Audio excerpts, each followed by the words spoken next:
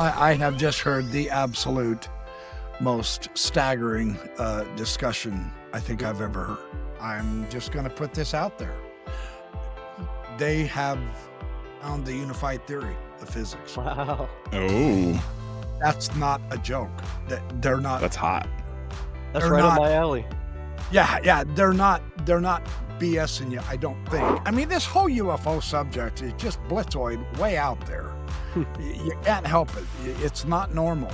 You sound like a complete nut job and lunatic when you talk about this. Yeah. Now, it's true I am one, but the overarching interpretational edifice that I was shared, that I was taught, that I was raised in, that I drank the Kool-Aid with, I hate to put it that way, but that's what it was, just humble. What do I do? Yeah. Here I am, one of the foremost Mormon apologists. You and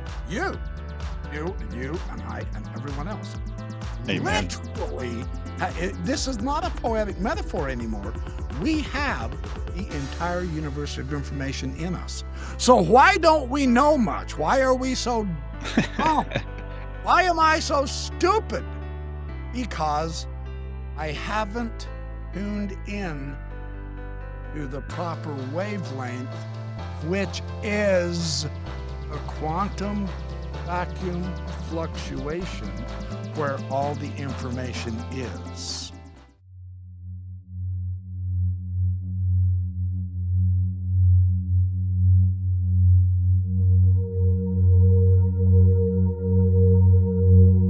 What's going on, everybody? You are now tuned into Planetary HQ, brought to you by the Legacy Foundation for Human Progress, the planetary headquarters for all of your celestial information. Today, I'm incredibly excited to bring you a very special guest, someone whose passionate voice has been shaking up the world of religious studies, critical thinking, and spiritual inquiry on YouTube and beyond. He's a scholar, a thinker, and a storyteller, armed with a library of ancient texts, modern scholarship, and a fiery spirit for truth. You may know him from his channel, The Backyard Professor, or BYP, where he dives deep into Mormon history, theology, philosophy, comparative religion, science, ETs, and UFOs with both boldness and wit. He's known not just for his encyclopedic knowledge, but for his courage in asking the hard questions and his unique ability to mix scholarship with heartfelt sincerity. Whether you're a fellow truth seeker, a curious skeptic, or a faithful believer exploring new horizons, today's conversation promises to be thought-provoking, enlightening, and maybe even a little disruptive in the best way possible. So sit back, open your mind, and please join me in welcoming my big brother, the Backyard Professor, Kerry Shirts. What's going on, my brother? Oh my goodness. You way overdid that introduction. Very kind of you. I'm going to have to live up to that now. You just, Set the bar high. oh, thank you. That's very, very kind of you. I am doing very well. I am just thoroughly enjoying every day and continually trying to stretch my mind, my spirit, and unfortunately my body, but it's stretching it. Got to start losing some weight or I'm in trouble. But yeah, no, I'm doing good. Thank you. Yeah, funny enough, you talk about your body. We met at Contact in the Desert and we hit it off instantly. And you were talking about gross bodies. And I made a joke. I'm like, are you calling my body gross? I thought that was hilarious. I keep playing that back in my mind. It's on one of the reels, so go check it out. It's on the channel. But it was awesome running into you. And I knew we were cut from the same cloth. So that was awesome. And before we dive into the rabbit holes and go into intergalactic space, I do want to ask you, what was your personal favorite part of Contact and what was your main takeaway from it? I think my personal favorite was just meeting everybody like you guys. And that was honestly, I mean, I wasn't even going to originally go, and then my audience, bless their heart, they bandied around behind my back and pooled their money and gave it to me and said, no, you're going this year, not next year. You're going next year too. But I was just overwhelmed. And so I thought, well, what's the best? I mean, it was my first time and I I wasn't sure what to expect, and so I just asked myself, "What is the best thing I can do while I'm there?" And that is to meet people. And so that was my emphasis, and so I know it sounds kind of generic, but seriously, there's thousands of people there, and we're all there with the intent, with the idea of let's learn from one another's experiences, share our knowledge, share our stories, share our books, share our love and brotherhood and sisterhood, share our meals together. Just just really get together and have a great 5 or 6 days of communion, and, I think that was the best part. I enjoyed several of the lectures. I was, I frankly, pleasantly surprised by several of the lecturers, Yeah. just kind of blew me out of my seat, sincerely. I did not know what to expect, and what they delivered was spectacular in my opinion, so I think just the overall camaraderie was way over the top. It was better than I expected, so that was my Yeah. favorite. Yeah. Every time you ran into someone, "Hey, how you doing?" It didn't matter Exactly. if you're strangers or friends or if you knew each other off YouTube or if you didn't. I had people constantly coming up to me and say, "Hey, backyard professor, how you doing? I love your show." Amazing. Okay, good. You know me, but I don't know you, but this and I got to meet many, many, many of my favorite YouTube channels and new, I say new to me, new people who are podcasting like yourselves. Yeah. And, We met that 2 subscribers out in the wild to Planetary HQ. It was so wild. That's our first time being recognized in public. Yeah. People are like, "Hey, I was subscribed to you." I'm great. like, "Oh, that's kinda crazy." Uh, Yeah, it yeah. felt cool, and that's awesome. That was my biggest takeaway too, the camaraderie, the fraternal spirit that was flowing through everybody. That was amazing. Everywhere you go, it's just like, "Hey, yeah," staying up late night. You guys can see it in all the reels we've been posting, up till 3 in the morning with the Bledsoes. Shout out to the Bledsoe family, Chris Jr., Ryan, Emily Sr. Yeah, meeting them was absolutely a highlight. That Yeah, was over the top, beyond spectacular. yeah. So, That was so cool, and then from meeting you, I kind of started nerding out and doing a deep dive on your channel and watching your latest live streams and stuff like that. And you're killing it. I love it. I want to know what stimulated you to create the channel? Like why? What brought you to that point? Like how did the backyard professor come to what's the origin story of the backyard professor? ah, yes. You want me to give away all my dirty darks? Okay.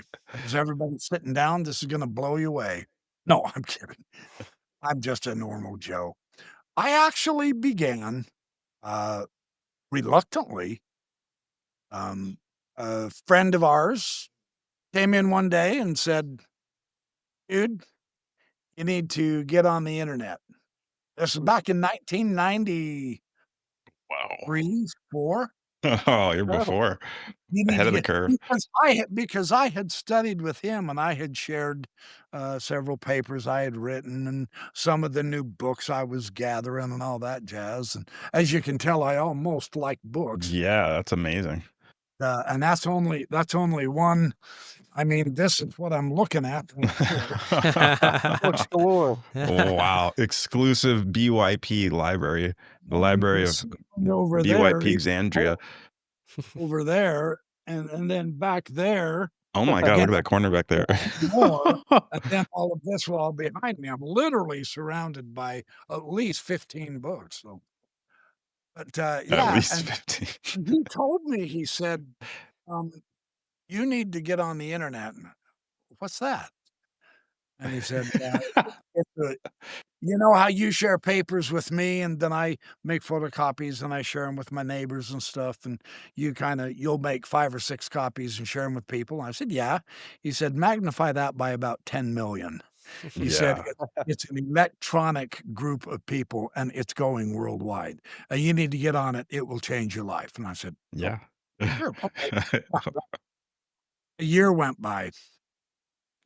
Talked to me again. He said, "Are you on the internet?" I said, "No, no, I don't have time for."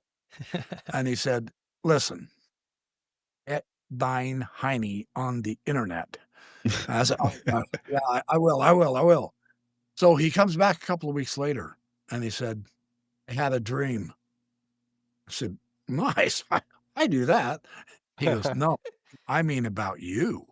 Oh. Oh, I said, "Really?" And he goes, "Yes. Jesus told me to tell you to get on the internet." oh. Can't argue with that. What? Hey, that I go, is. And you Ooh. told you were trying to make us believe your origin story was not epic or Yeah, this is interesting. This this is is very epic. interesting. Yeah, What did he But say? Yeah, listen to what? my yeah. listen We to my believe in this stuff, dude. I took the first words out of my mouth. Why doesn't Jesus just come and tell me himself? I Interesting. hear you. And he said, "Kerry, don't do that." He The said, logical "Jesus mind. told me to tell you I'm the messenger, not you. You get your butt on the internet." And so he said, "I'm not leaving here until you promise me." He said, "And I mean this week, you're getting on." All right, calm down. Well, he called me every day until I got on. So I started, and that was technically my beginning. Well, at the time now, I was still very active Mormon, and I was actually one of the more energetic researchers because for whatever reason, I've been blessed with the attitude of I just want to know what's real.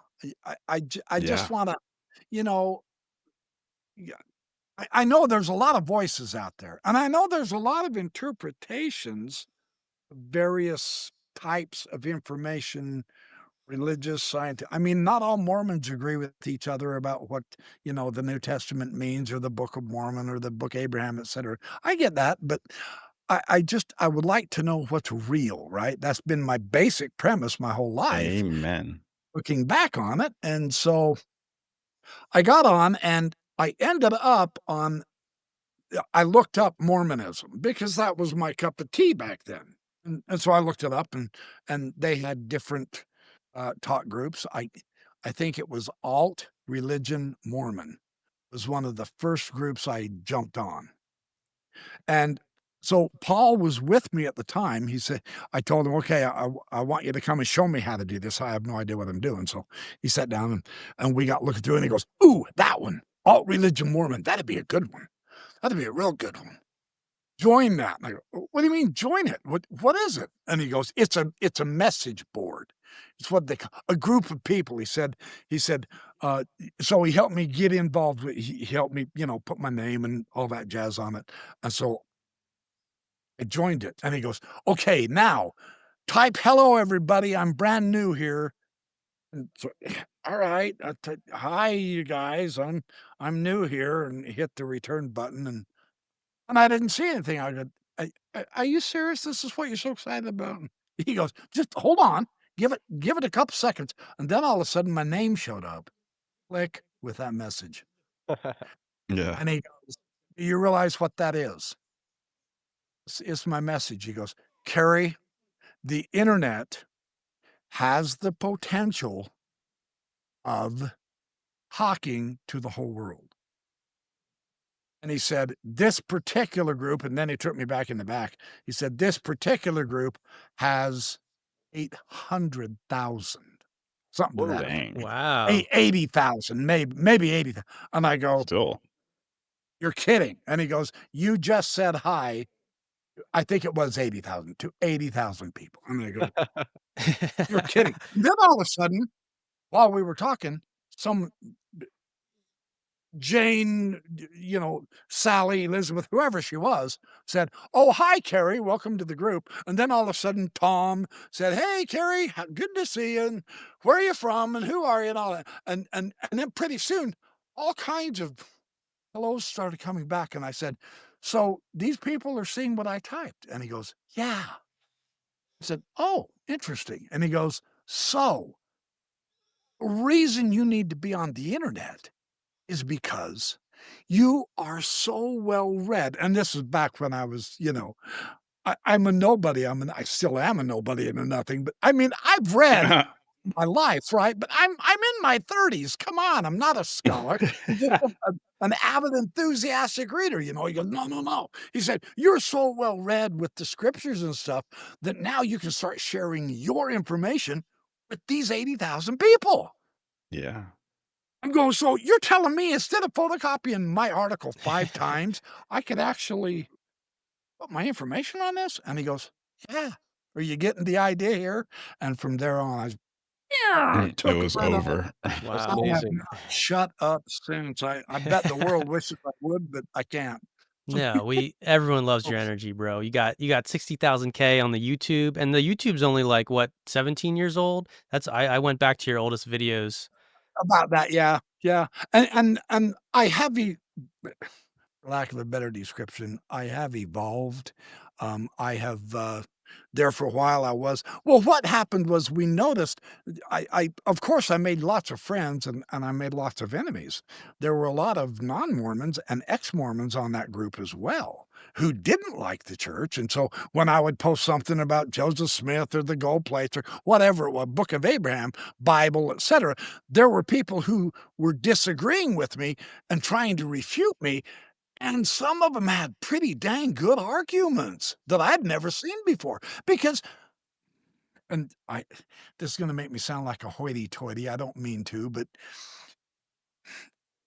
in church, it's hard to find in-house scholars.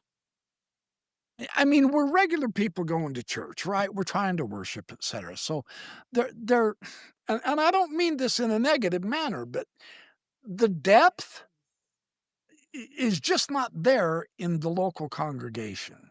I'll Yeah. put it that.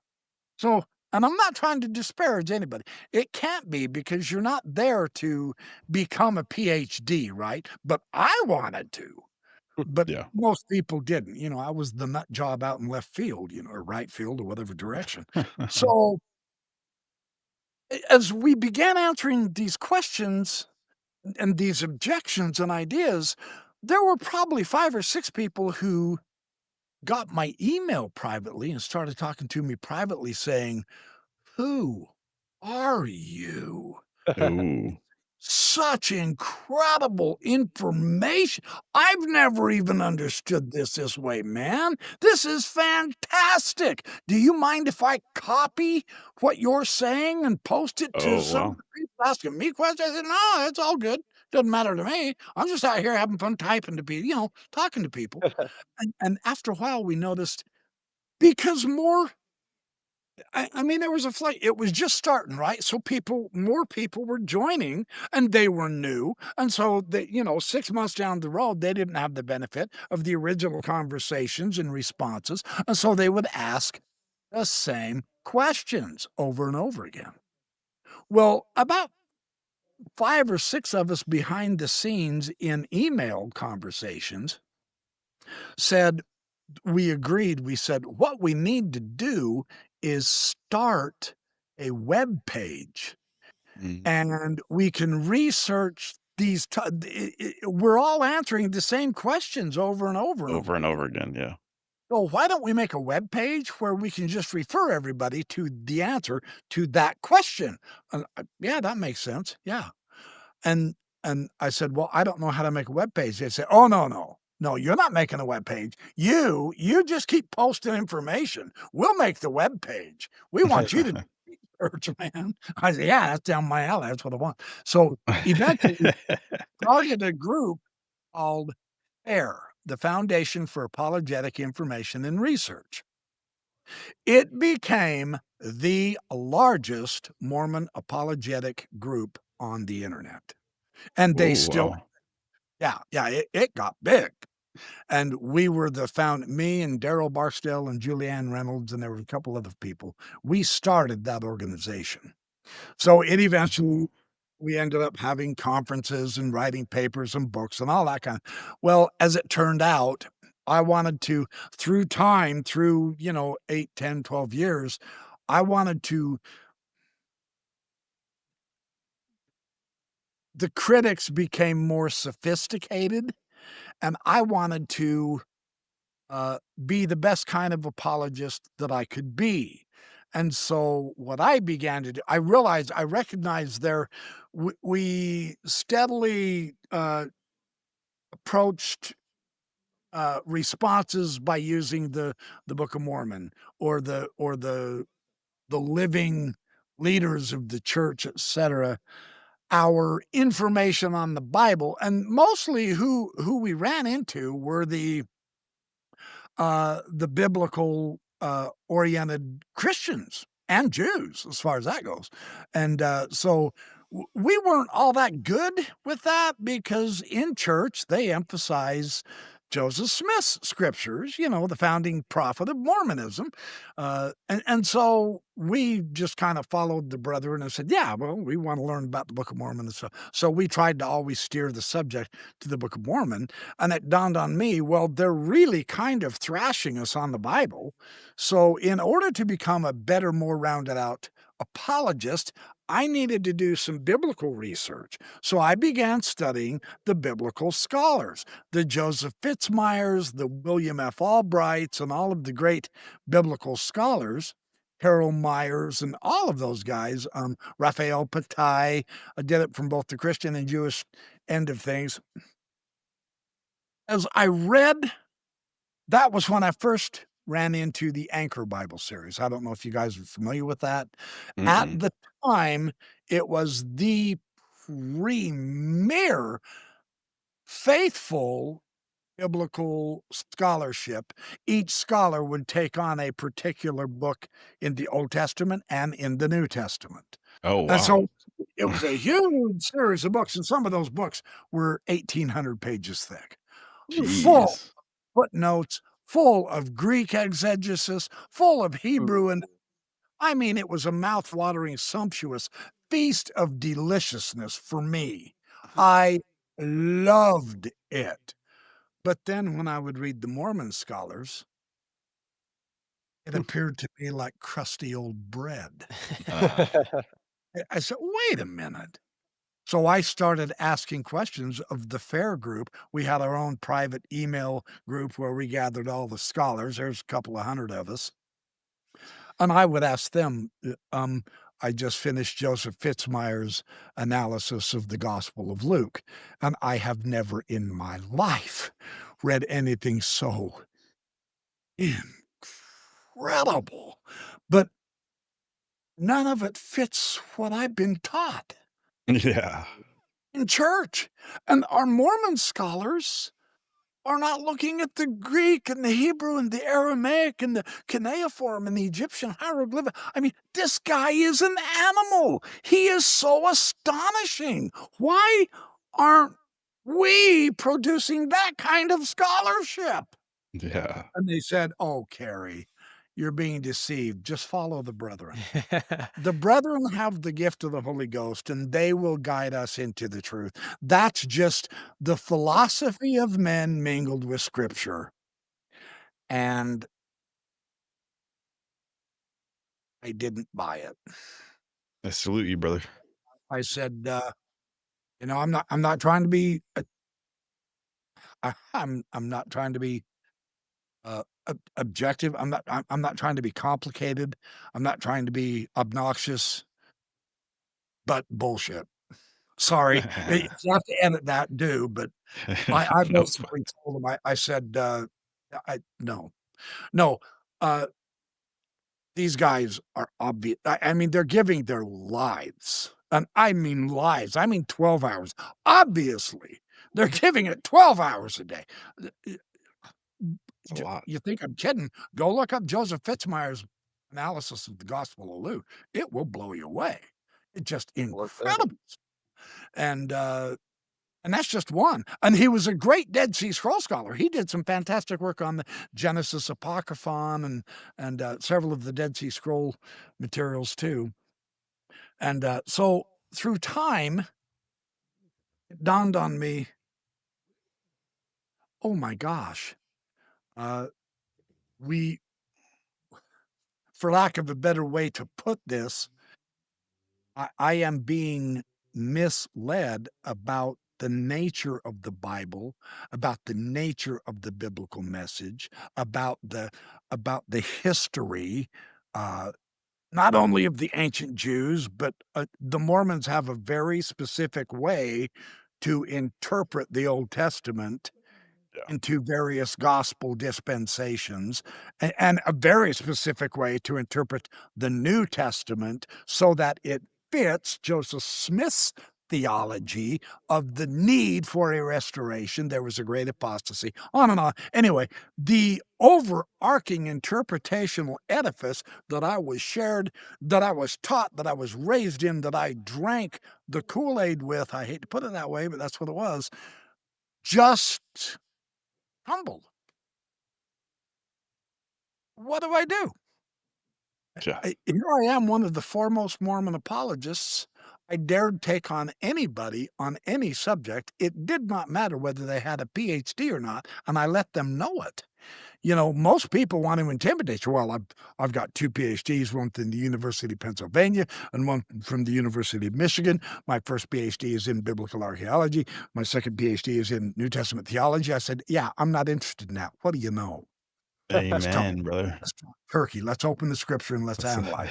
Yeah. That was kind of I was kind of arrogant. Not kind of. I was way too.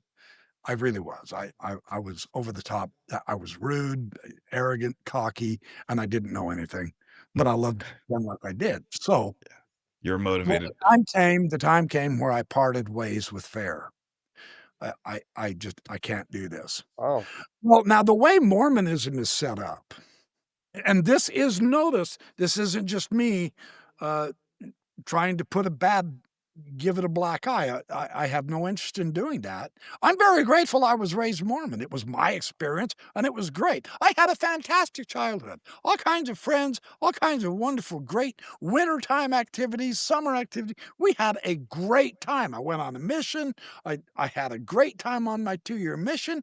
No regrets.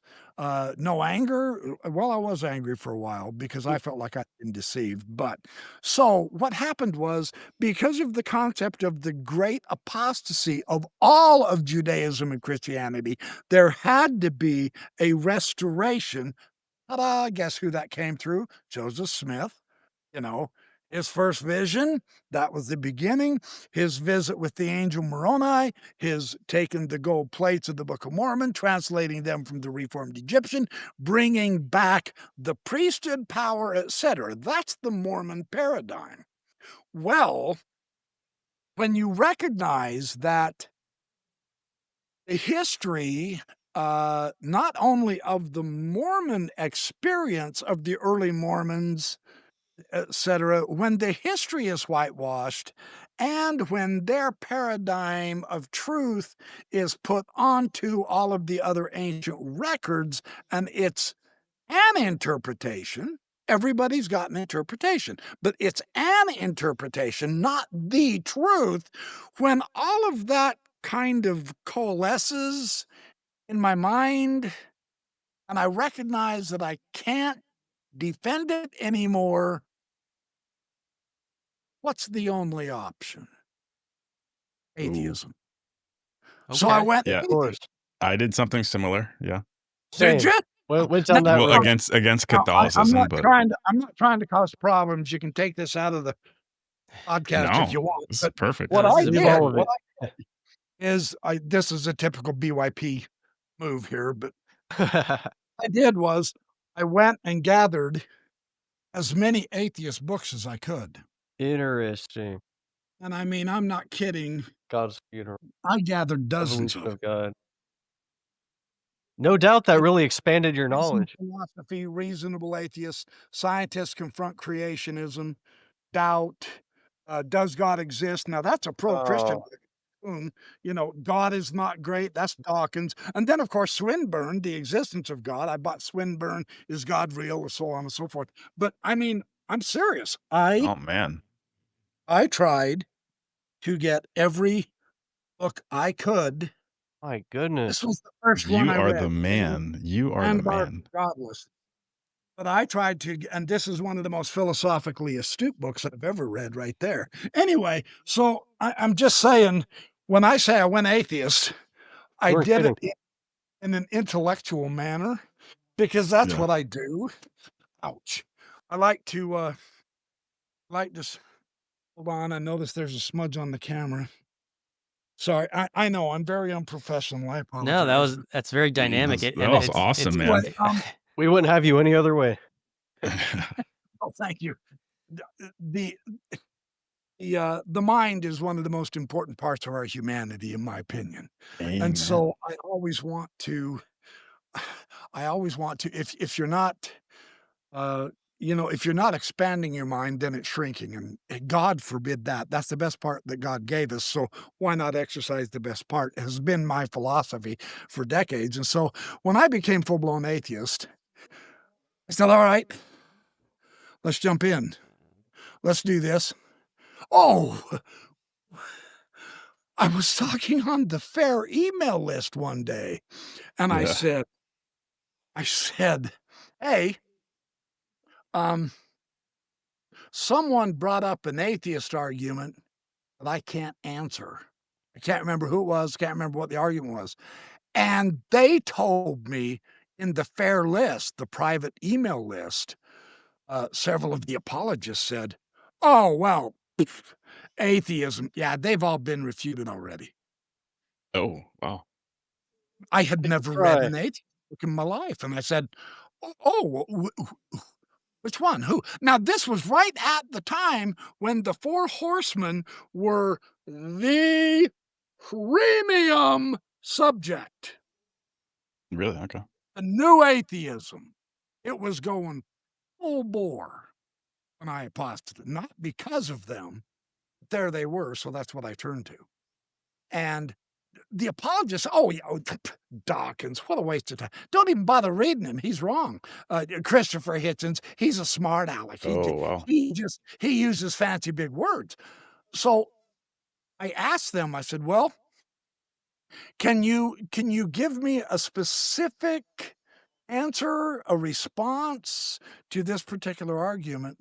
I do believe it was from Dawkins. It was either Dawkins or Hitchens. And they said, well,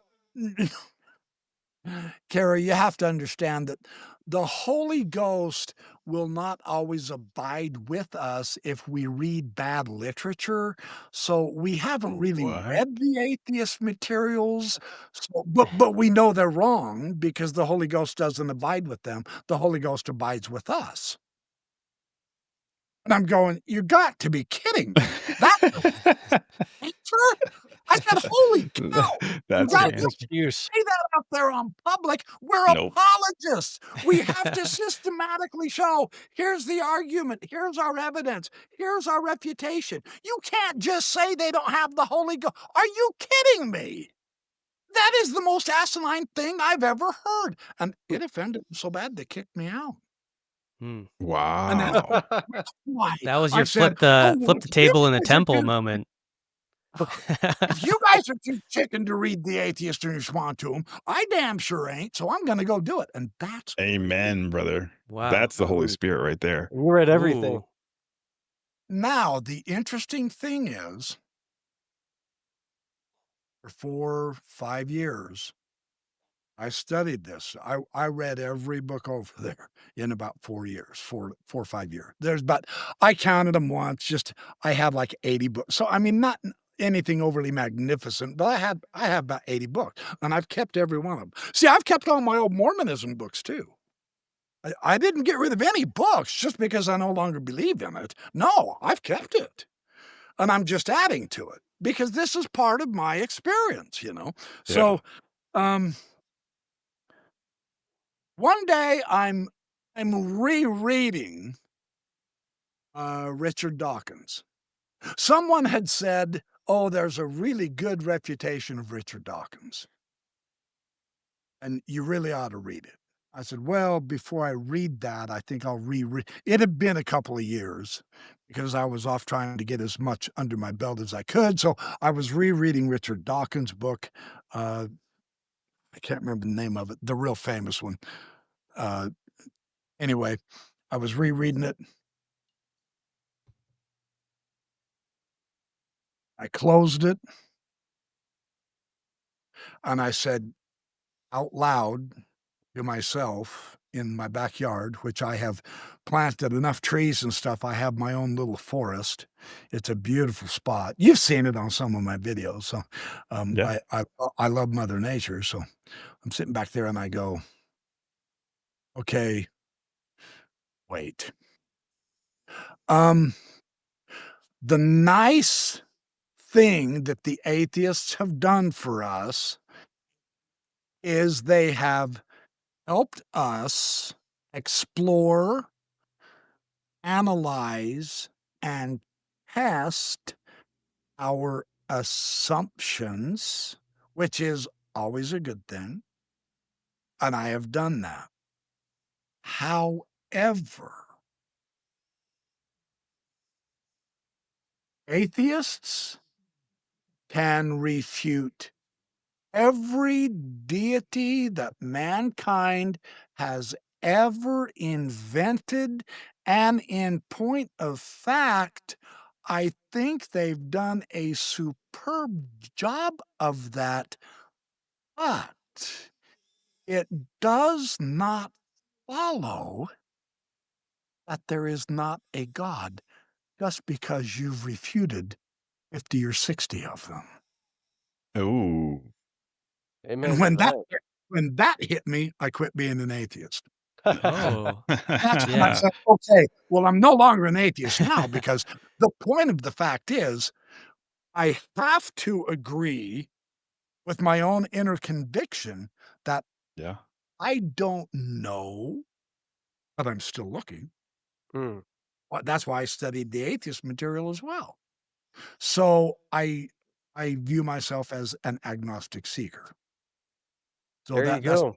That's a beautiful origin story. It's like all the highs and lows. I think a lot of people, thank you for telling that. Seriously, I think a lot of people on this sure. channel are going to really connect with that and vibe. I mean, I'd like to share kind of some of our stories of, where we stand with our, religious concepts because Yeah. part of what we're doing on the channel is really synthesizing because we don't want to just say, because there's some discrepancies with the Bible or with this religion that it's all fake. For me, I grew up with non-denominational Christianity, and I had a great experience. Some people have a bad experience socially in church, and that's why they give it up. Some people, it's about the intellectual problems or the theology and the ethics of how God is portrayed in their religion. For me, I didn't really have any major problems initially I had a really great experience in church, and it was a great social environment.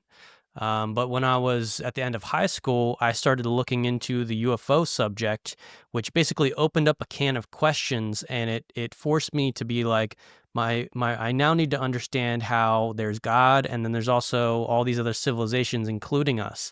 And what does that mean for the cosmos, and how does that connect with the meaning of religion? Because the Bible is totally Earth-centric. This is religion on Earth. So obviously, if there's other planets, what do they think about religion in the cosmos? Obviously, it has to connect in ways. And so it opened questions and I immediately realized the Christian theologians, they don't inherently have answers to these questions because the Bible does not cover these topics. And that was a big turning point for me because then I was like, okay, I need to look for answers, just beyond the Bible. I still had a lot of respect for the Bible, still going to church. I never had a specific atheist moment because my personal experience with that consciousness aspect of following the divine values, the fruits of the spirit, that always yielded great returns for me. I understood that the message of Jesus, if you live your life like that, it does actually make it better. That was all the proof I needed that like there's a legitimate part. But then I did start to get into the technical parts, like the way that we view hell is not really consistent, and we have a lot of false beliefs, even based on what the Bible does tell us. That was one of the Now, first things I I got into. apologize for interrupting you, but Go ahead. that was sincerely one of the greatest enlightening parts of my atheism is to see what a ridiculously heinous doctrine hell is. Amen. One thing the atheist showed me, it was that. And Mm. what did it, and this is this is a paradox. It is a paradox. I get it, but it's okay. I can live with it. It took a complete fear of hell away from me, Yes. and at the same time, it opened me up to looking toward heaven. I don't know Man. how that works, but it improved my spirituality to just say hell is simply a human construct based on our very limited beliefs and understanding, and with the bias that you think my way or you're the wicked wrong one. An atheist completely annihilated that. So I'm with you on that. That's interesting. Yeah, and that's that one of the main pillars for our Planetary HQ is that the concept of hell, eternal wrath, is incompatible with an eternally loving Father. and yeah, That's for interesting. for me, the technical aspects that got it was I watched. I think the channel was called Unlearn the Lies, and I think they might still be active, but he basically went into some of the Hebrew words where they have Sheol, Gehenna, and Tartarus as the three different terms. And like one of them, Tartarus, is only used in the context of a prison for the rebellious angels. And then Sheol is more like a waiting place. It's not like gnashing with torture. And then Gehenna is, I forget exactly what that concept ties into, but that alone I realized like, wow, they didn't teach me this in church. And yet one of the primary motivators that they're telling us to live a good life and why we live like Jesus is to avoid this concept of hell. But if that concept of hell isn't correct, then our motivations are entirely wrong. And what I realized was that there's a quote in Proverbs that says the fear of the Lord is the beginning of wisdom and the knowledge of the Holy One is understanding. And I think what that concept really gets to is that all primitive religions start with the fear of some sort of spirit beings. But then later, as it evolves, it turns into love, which is actually the higher truth. It's the love of God and the eternal concepts that actually Which take us is forward, understanding what they which is ended with. understanding. The knowledge of the Holy One is understanding. But Yeah. it's our animal fear that sort of gets us first and gets us motivated because we're Sure. like, yeah, I don't want to. I'm Sure. afraid of dying. But yeah, so to summarize, there, the UFO thing kind of opened up my worldview. I started reading a lot of books. And I found some really great answers and got into a lot of the concepts that you've been through as well. So that's kind of my personal background story. I don't know if D-Bake and Tyler want to chime in on what brought them to their current day. Yeah. I mean, yeah, you go first. I similarly went through this process of starting out a Christian. When I was young, I'd gone to Christian schools and stuff. Ended up going to public school, but um, it was around high school. I started, and we had always went to church. My parents taught Sunday school, and my dad was an usher at Free Chapel Worship Center. It was this big Pentecostal church with Pastor Jensen Franklin. He was one of those televangelist characters, and they felt this kind of insincerity with a lot of the people there. They were like social cliques. People would drop their kids off at Sunday school and go to the gym and then come back and pick them up. It was just this kind of disconnect they had. They had still kept their faith, but in high school, uh, after they had divorced, I had kind of got into the punk music scene in Denver, Colorado, and I went through this atheist phase. The culture there in Denver with a lot of the young people is just by default atheism. It was almost taboo to talk about, to even bring up the concept of God because, you know, Christians are the oppressors and all that kind of stuff. And so I had this kind of running process in my mind of you could probably explain everything with science, even forces we might not understand. And it wasn't until I started entering kind of a hippie phase and experimenting with psychedelics, I started to ask these questions. Well, scientific materialism can do a very great job of explaining how the universe works, how the body works, but it can't explain why. Why are we here as these upright mortals walking around?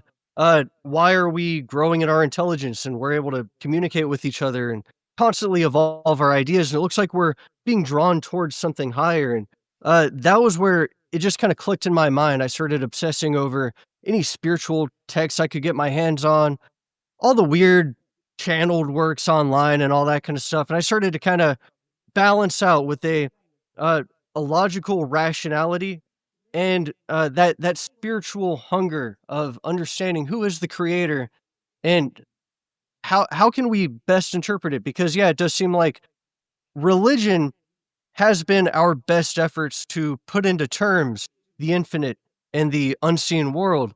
But kind of like what you were touching on with the Mormon church, it is kind of a tribe you fall into, and there's no greater discomfort than to not know where you belong, to not know what tribe you belong to. And so when you're in that uncomfortable middle area of kind of vague beliefs, you don't know what you believe, and you have someone that can define it for you, they're kind of doing all the hard work for you. But if you can, with integrity, step out and start connecting the dots yourself, I think you're doing what Jesus taught in the first place because he saw the hypocrisy of the Hebrew church at the time, the Pharisees and the Sanhedrin, and he said, you don't need a middleman.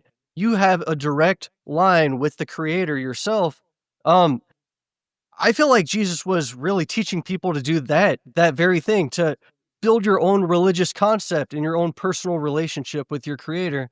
And how ironic is it that Christianity has ended up evolving into this heavily institutionalized belief system? But I feel like a lot of us here are kind of weird, open-minded Christians. We came from a Christian background, but we started asking those questions, and we're kind of doing our best to piece it all together.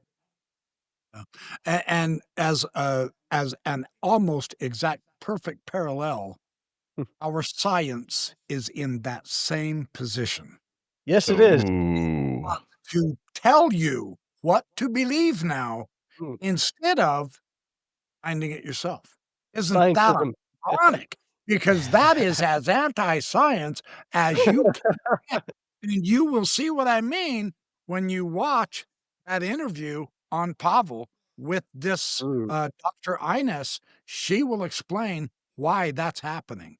Mm. Science has lost its way exactly like religion did. It's utterly fascinating. It Yeah. must be an artifact, a natural artifact of human institutions and social groups where beliefs get formed because they help us feel like we're together. They give us a sense of security about what the universe means and why we're here. But then they start to stagnate after a certain time. I think that stability comes when you lock things down, when you lock it and you crystallize it. It gives a sense of stability, and society needs that because when society crumbles or the ideas move too fast, people implement too quick, the infrastructure breaks down, and the social infrastructure is at the core of even the material, resource infrastructure. So we have this natural human psychology that unfolds in both science and religion, and to me, that's why we see these same overlaps. Very good point. I need your attention, everybody. This just in. The New Jersey drones are now over New York, LA, and every major capital on the face of planet Earth. They keep repeating a message over the 6 gigahertz frequency band, and it keeps saying, Planetary HQ has cosmic garments for your physical mechanism. In other words, we got that drip. Straight from the Galactic Federation wardrobe, these tees vibrate at the frequency of chill. Ribbed knit collars lovingly hug your neck chakra, preventing collar droop across dimensions. Tapered shoulders enhance your interstellar silhouette, perfect for Earth missions and beyond. Dual side seams stabilize your style, ensuring your energy stays aligned even when encountering planetary turbulence. Crafted from 100% classified heirloom combed and ring-spun cotton, this feather-light fabric breathes like you're cruising through the astral plane. Ideal for layering beneath your space cloak or relaxing at your Earth base. The tailored retail fit transitions seamlessly from casual Earthling mode to I've got crystals in my pocket and I ain't from here chic, making it essential apparel for your rigorous interdimensional journey. So check out them shirts. We got a bunch of different colors. Link is in the description. Your contributions directly support spiritual operations on the front line in the battle for truth, beauty, and righteousness. With your help, we can help change the face of planet Earth and we can look fly while doing it. Okay, now that we can fund the Black Budget Anti-Grav program, let's get back to the show. I have just heard the absolute most staggering discussion I think I've ever heard. Whoa. And it was Ooh. on Pavel, psychoactive. Just 2 days ago, he had a Dr. Inez Adventari. I'm pronouncing her name wrong. I'm still trying to figure. It was in Spanish, and so a friend of his helped him Oh, okay. dub it into English. So it's a little bit difficult for me to understand. But the cool thing Pavel did is he put a closed caption transcript on it, and I read it through the transcript, and I'm not kidding you. I'm blown away. I'm electrified. Oh, wow. I don't even know if I can explain it to you, but I would highly recommend you watch that. I now know what my next year-long study is going to consist of. Whoa. Yeah, it's about 0-point energy and Oh. UAPs and their Wow. idea of the interconnectedness of the universe and why potentially I think they're coming through. You know, I've never really been comfortable with the idea. I mean, this whole UFO subject is just blitzoid way out there. You can't help it. It's not normal. You sound like a complete nut job and lunatic when you talk about this stuff. Yeah. Now, it's true I am one, but when people call it to me, that's different. Yeah.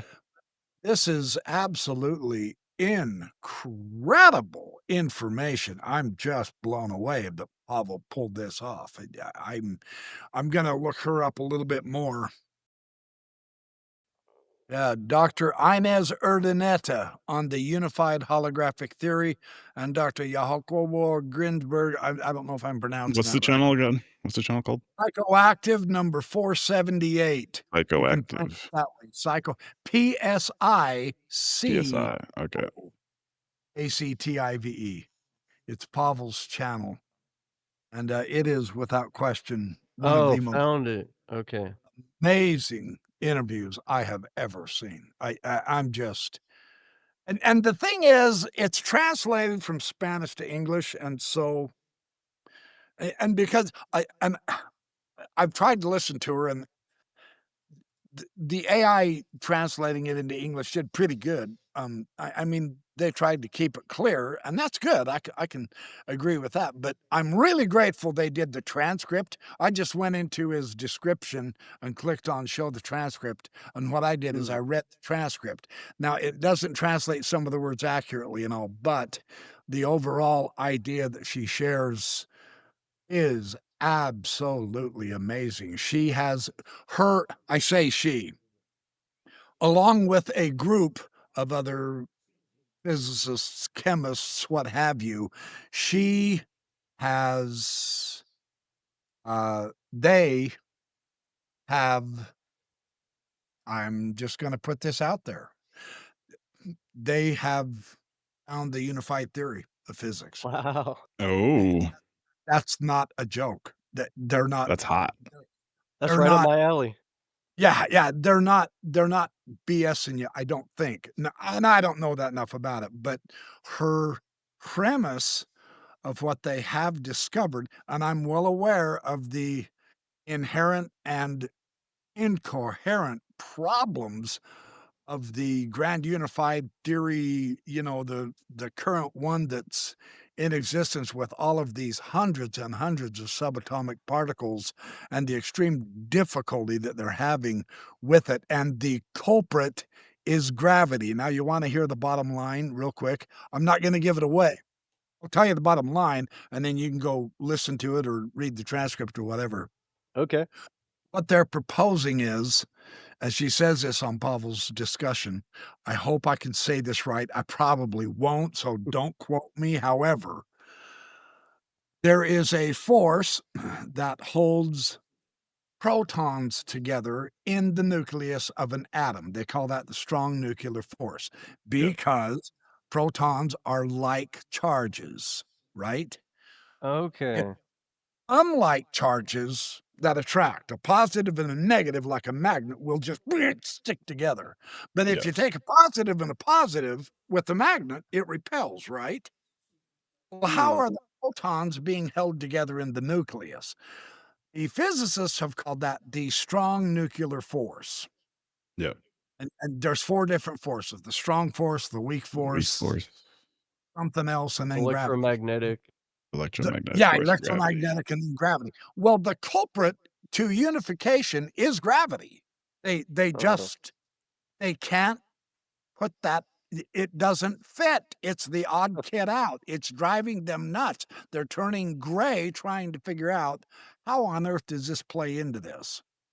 Well, astonishingly enough, I'm gonna say this wrong. I'm still trying to wrap my head around this.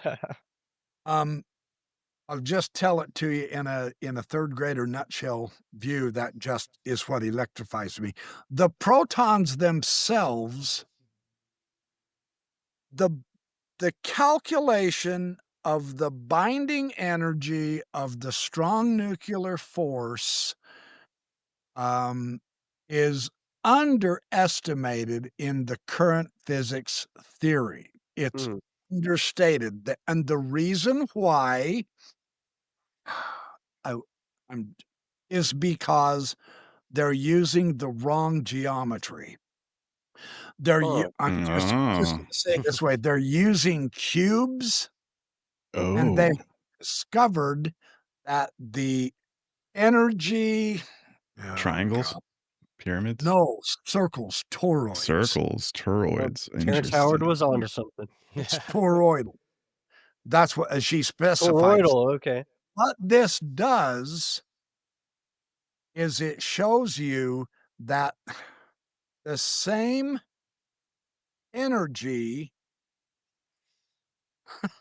that is binding the protons together is equivalent to the energy of black holes out in the Oh, cosmos. wow.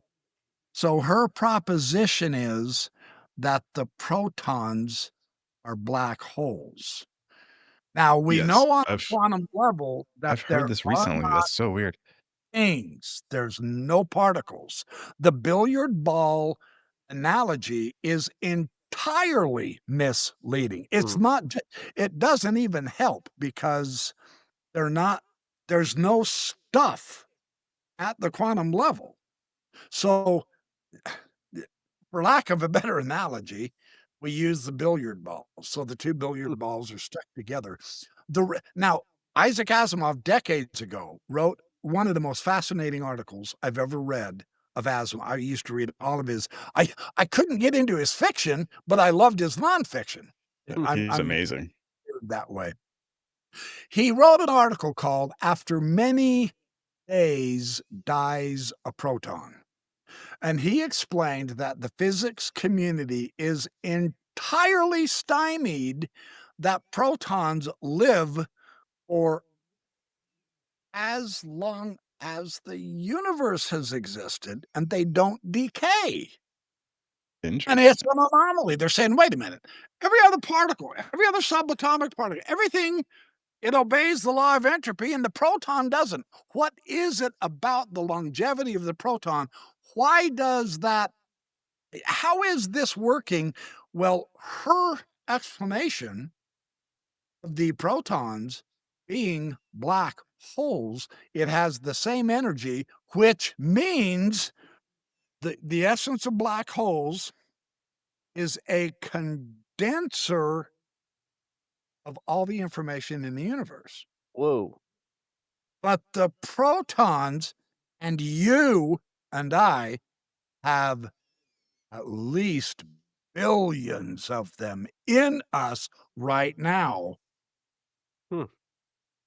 are a holographic representation of universal information. That's incredible. The mystics who have said, you are the universe, Yeah. that's just a bunch of BS woo. Not now.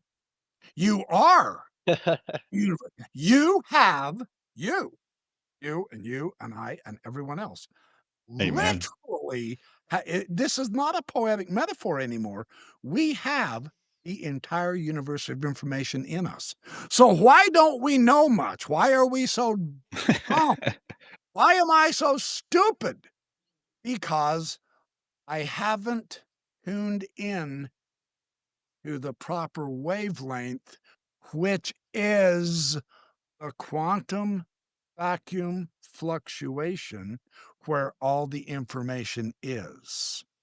Once you tune into that, that's why you meditate. You lower your brain waves, if I'm understanding meditation right. When you tune into that, it's like a radio receiver. Yeah, you can turn on the radio, but if you're not on the right channel, you're not gonna get to your favorite radio station.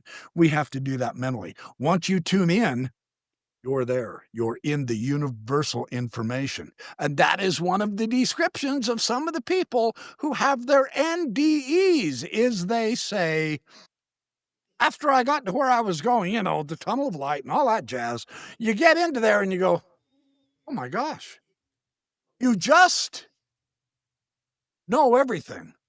Yeah, sure, right. Yeah, you are so full of it, honey. There's no way. But when they come back, they're out of tune and they can't remember it all. But while they were there Oh. in that tuning, they one of the descriptions is they said, well, I became one with everything. Oh yeah, this again. Oh my God. Bore me to death. But consider what that means. They're in tune with that because they're not in their body anymore. They're at the wavelength of the universal consciousness. So everything opens up for them. Now, look, if that's not as mystical as I can get, I don't know what is. But this discussion takes you there. It's mind boggling. Anyway, That's beautiful. That's sorry, beautiful. I Like, didn't mean to start off with such a no, bang. that's a great way to start it, man. I was watching your videos and I could tell that you're definitely a soul brother. We definitely think about things very similar. And that At concept least you we just think about woo-woo. well, yeah, the concept you just painted in our minds was beautiful. And we talk about this exact same painting on our channel too. It's like we say the universe is like a cosmic memory bank of thought forms, actually thoughts and like energies. And there's primordial ones that existed since the beginning of the universe, ancient thought forms that are eternal. And if you tap into them, you become more real. You start to function in a higher way when you're on the face of planet Earth. And we think that these higher concepts are like love, brotherhood, discipline, courage, integrity, endurance, perseverance, all those are cosmic primordial energies and thought forms that existed in the ancient cosmic past since the beginning of the universe. So if you can channel that through your protonic mini black holes inside of your body and somehow get into that quantum flux field that you were talking about, because we say that these thought forms are broadcast throughout the universe like Wi-Fi. And if you're a good person, you can tap into them. Or you can tap into lower thought forms such as like money, girls, Lamborghinis, those aren't eternal thought forms. Those are low thought forms. Those didn't exist from the beginning of the cosmos. And we try to What? tune in to those higher. You didn't know? Sorry. Sorry, man. Newsflash. But yeah, so we try to exactly what you're talking about. Use those black holes to kind of tap into that quantum flux information field. And we believe that there's actual higher wavelengths, higher thought forms, like literally things you think in your mind. Think of treating your brother and sister good right now in your head. That's a high thought form. Go do it. Don't think of going to go rob from your brothers and sister. That's a low thought form. So I love that you're talking like this because this is exactly how we talk too, man. Now I will add one more thing to that absolutely wonderful view is you're not and see, this is the weirdness. I didn't make it this way, so don't yell at me, but I'm gonna try to. Um, you're not tapping into the quantum realm. That is now this is Wolfgang Smith's theory on his many, many books on vertical causation and physics. You need to read him. He is really impressive. He was another complete flippin' genius that realized there's a quantum enigma, and why we can't understand the quantum is because we are taking matter, stuff, Yep. stuff Things. as primary, basic. Ah. Yep. And that's Yep. where we're going astray. It's not. It's Uh, not the complexity of the brain that produces consciousness. Complexity will Amen. never produce consciousness. It only produces complexity. It is consciousness that produces matter. So Amen to at Amen. that. the field, we are in a semi state. You want to tap into the field below that, which is Everything. conscious, at least Ooh, I can according feel it. to. So, I can yeah. feel it in my soul. I can feel it. And this is wild stuff. Look, I I'm not saying I've done it. I'm just now, you know, you gotta you gotta get used to this stuff. This is not simple. Yeah, you can talk about it, but it's look, we're in the deep end here, and I don't know what I Yeah. think of all this. I'm not speaking from experience just yet. I'm working on it, but I think perhaps part of the well, the break-in, if you will, part of the idea is at least, dip your toe into this intellectually for now is how at least study, at least learn, Federico Fagan, his book Irreducible. That's another book. I'm serious. You must read him. Seriously. He All the is links the will be in the inventor description. of the microchip. Because of that man, you and you and you and you and I are having this conversation electronically on our computers because every microchip in every computer was invented by this guy. And he has come to the idea that it is consciousness that creates reality, not material. The Yep. That's amazing. primary basis of reality is consciousness, and that's the final frontier. The crazy thing is, see, people love to, I almost hesitate to bring up his name. There is one man out there whom people absolutely love to castigate, to eviscerate, to utterly decimate, and his name is Deepak Chopra. Mm. Ooh, Because thank you. I'll hop on that bandwagon. he's a conscious idiot. He is too new N- agey. He is Grifter. too woo-woo. No scientist supports what he says. He Yeah. doesn't care if the scientists do. They're off base anyway. He goes to the eastern side of stuff, right? Wolfgang Smith talks about this theme of vertical causality, instantaneous. The thing the quantum has proven without question is that Einstein was wrong. Boom, boom, boom. It is not relative.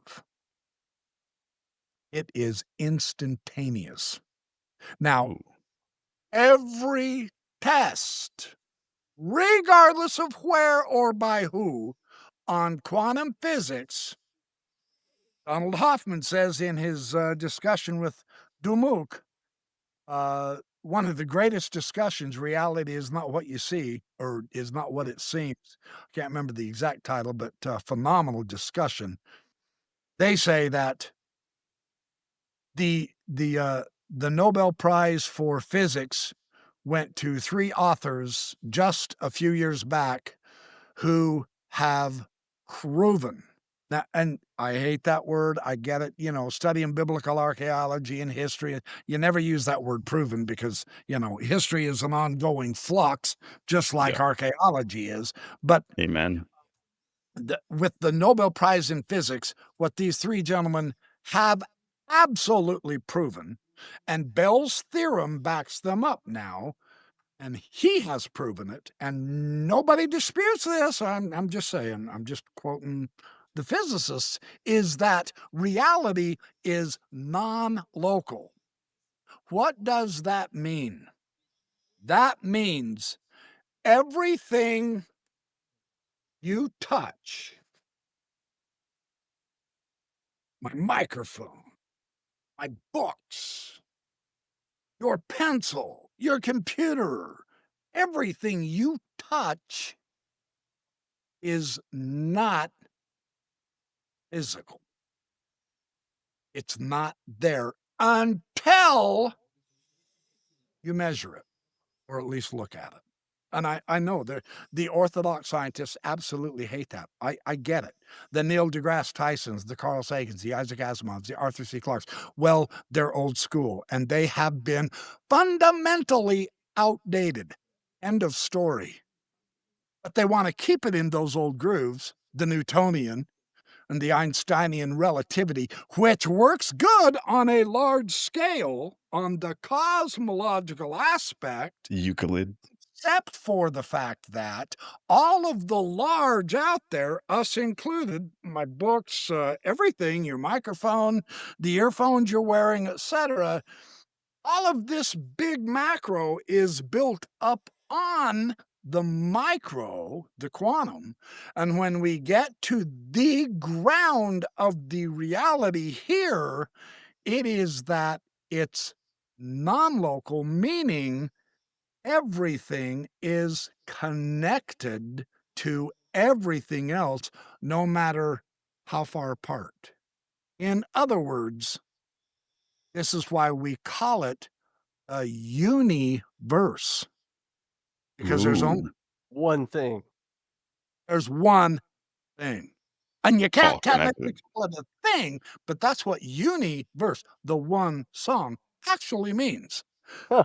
This is the old conundrum, the one and the many. We are little manifestations of a The one. universe. We are part Huh. of that song. And that was an early Christian doctrine, believe it or not. Clement of Alexandria talked about that, the song of the universe. We are part of that. The Gnostics said that there's a divine spark in mankind. Well, that's not a poetic metaphor. They're not kidding. There is a divine spark in us, that Yes. consciousness that we are part of that. So anyway, this whole theme of the non-local means, and that's what Einstein called spooky action at a distance. He did not like the quantum because it challenged his relativity, but the instantaneity. You move particle A to the right, particle B that it is connected to instantaneously turns to the left at the same time because they are connected, even if they are trillions of light years away. And that's what Einstein did not like, but it didn't matter what Einstein liked and didn't like. It matters what's real. That's been proven in quantum physics. Everything is connected, and that's crazy stuff. That So anyway, that's incredible. What you're talking about with, like, when you hold something physical like this coffee cup, uh, the way I see it is this is stored in the memory of the cosmic mind, the infinite intelligence, and our consciousness is accessing that memory. And so our atoms are interacting with these atoms. Rather than this just being something that exists by default, it is the grand total of consciousness that's storing all of this. And our little uh, subdivisions of consciousness are trickling down and kind of interacting with that grand unified consciousness. interesting way to put it. What we're experiencing with solidity is not something physical. It is because of our size. It's a matter of scale. And this Pavlo interviewed gal, Dr. Inez, talks about this. What we are experiencing when we feel solidity, mass, wood, metal, plastic, rubber, etc., is not the thing, because 99% of atoms is space, nothing. Mm. There's nothing there. What we're feeling is the electromagnetic propulsion. We're feeling the energy of this. And our gross physical, because of our size, our physical size, we interpret this as solid. Now, if you hit yourself hard enough with something like this, you're going to get seriously hurt.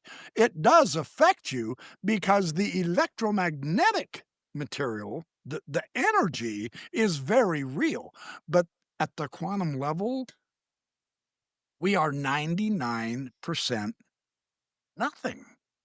And yet here we are. Is that not astonishing?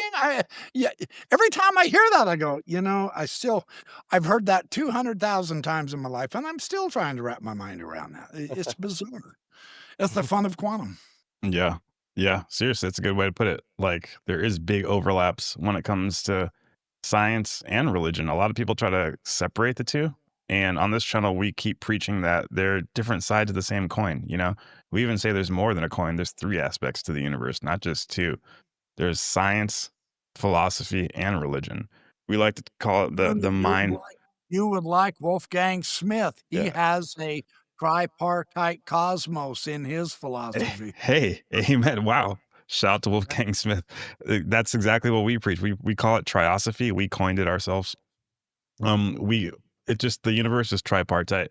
You have to look at the universe through the lens of three, and all three lenses have to be in focus at the same time. If you try to divorce one of the pieces from the entire system, you start to view universe in a distorted form. And on a personality scale, it can be considered your mind, body, spirit. Not to get too preachy. It's also tripartite. Yeah, man is also tripartite, and you can't divorce one for the other. You can see people Literally the microcosm of the Trinity, the higher, the greater, the first theory. Yeah. I love this. Exactly.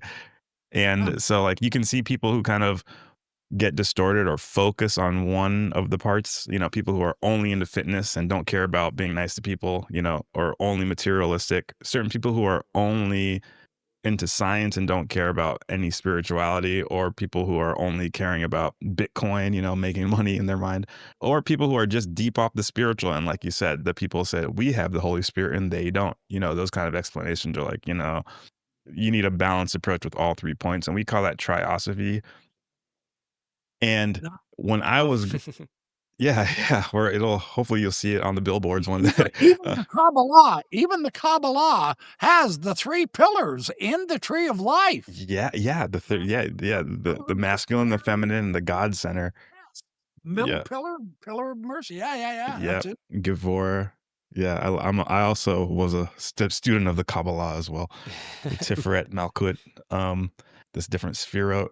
But yeah, so I grew up, as a Catholic, and what's funny is what brought me into being an atheist was I'd go to church every Sunday. My parents brought me to Catholic mass, and I would stay up late the night before. And my dad was a colonel in the Marine Corps, officer, graduated the Naval Academy, and he wanted us at mass at 7 a.m. every Sunday. And I would stay up late the night before, so I'd go to mass so tired, like, oh. And I remember one day being so tired and looking at the priest and being like, this isn't what God wants. God doesn't want me to wake up at 7 in the morning. This feels like hell. So I was like, oh, God's not real. And that was my next thought. God is fake because he would not want me to feel like this. And then that led me down to that for some reason, that led me down to studying a bunch of ancient different religions. Like, okay, so if the Catholics or the Christians don't understand it, then I want to know the people who are closest to the beginning probably know the truth because they were closest to the first chapter of all of humanity. So I went to the Egyptian, Sumerian, Sanskrit, all those ancient religions, and I started realizing, wait a second, there is something going on here. And I can't just say I don't like God because church is wrong. Maybe God isn't the church. Maybe God is the universe. And I was like, oh, wow. And then I noticed that every religion had the same story of celestial personalities landing on Earth. And I was like, okay, this is interesting. And they're all like preaching the good thing, treat each other positively, love your neighbor as yourself, all that kind of stuff. Like treat each other with compassion. And I realized that there's some cross-correlating figures across religions. And I'm like, wait a second. At the same time, I was born in 1990. So ancient aliens was a big deal when I was growing up and I was watching that. And I was like, okay, maybe these beings aren't just like some archaic biblical references. Maybe these are real celestial personalities who have made contact in our past and who are currently making contact with us now. And then fast forward up until now, I guess you would say, with all the phenomena and the congressional hearings, and we're like, oh my gosh, is what's happening today the same thing that was happening back then? But they didn't have cameras, they didn't have infrared satellites that can pick up these things and surveillance drones. They had priests writing it down with freaking feathers and stuff. So we noticed a big correlation. And I love this intro conversation with you because I said in the beginning, I could tell a cosmic brother when I see it. We're cut from the same cloth. We have an entire series on this channel called The Forbidden Scrolls. It's our bread and butter. It's actually what brought us to this because all the stuff they tell you not to read, do not read the apocryphal I'm text. gonna Do have not, to that check stuff. that out. Yeah, yeah.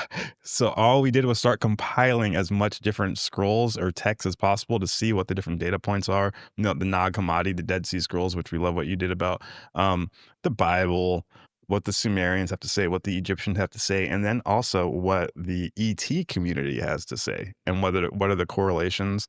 And there's been some interesting texts that we started cross correlating, and we talk about it on our channel, and then we stumble upon your channel, and you're over here talking about this Melchizedek character, and we have a fascination with this same guy.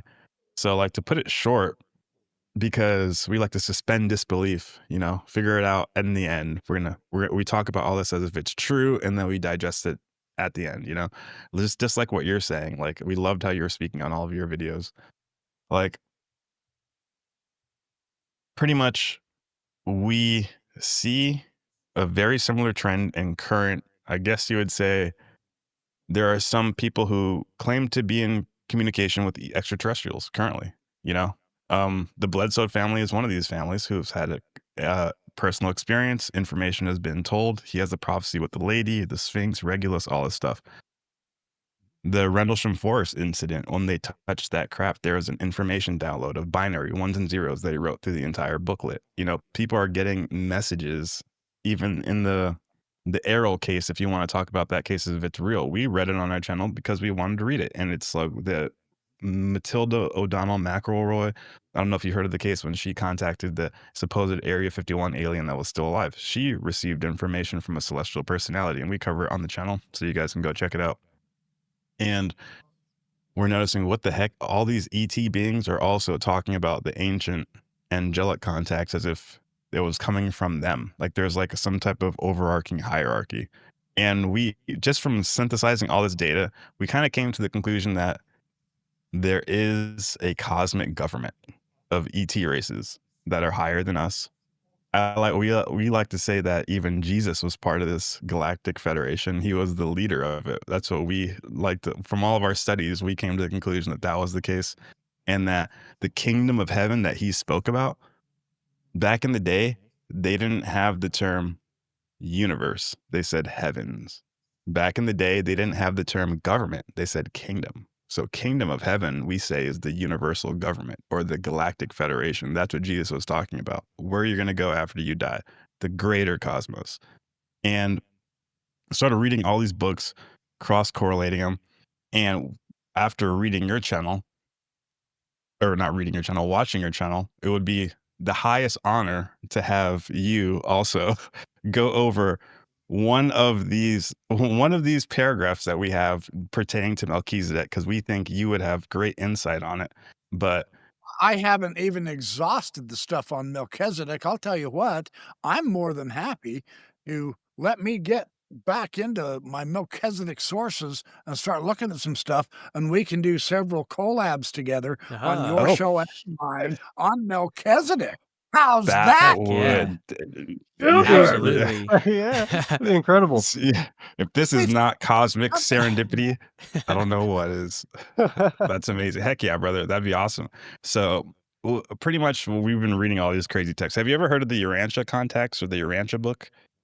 I have, but I'll be honest with you, I have not read it all the way through. I had it Okay. at one point. My suspicion is I traded it off for something else. I know that sounds bad. One book you got rid of. So, I'm not going to pretend like I know what it's all about. I've read a few people's ideas of it. That's all I know. Okay. So, very little. Okay, cool. There's also the Keys of Enoch, written by J.J. Hurtak. He was at Contact in the Desert. J.J. and Desiree, they're great people. I did meet JJ. I did not yet to purchase any of his books. I will have to do it online. Oh, that's an awesome one. Book of Enoch is one of those that, as a Mormon, I studied extensively, and as a agnostic seeker, I studied even more extensively. Enoch is incredible. He's even better He than Melchizedek, is. in my opinion. Oh Oh, wow, we have to do so Enoch many versus episodes together. Melchizedek. I can't. We're gonna have so many I've got episodes the together. Hebrew, the Greek, the Slavonic. I've got all the books of Enoch and the Hebrew, all of it. Yeah. That's so sick. Oh, I'm excited. Yeah, we got to do a couple series and go over who all these personalities are. Okay, so to give it to you, give you the skinny. From we want to paint a little mental concept frame from all the forbidden schools we read, and then hopefully that'll give you some insight on how we kind of think of it.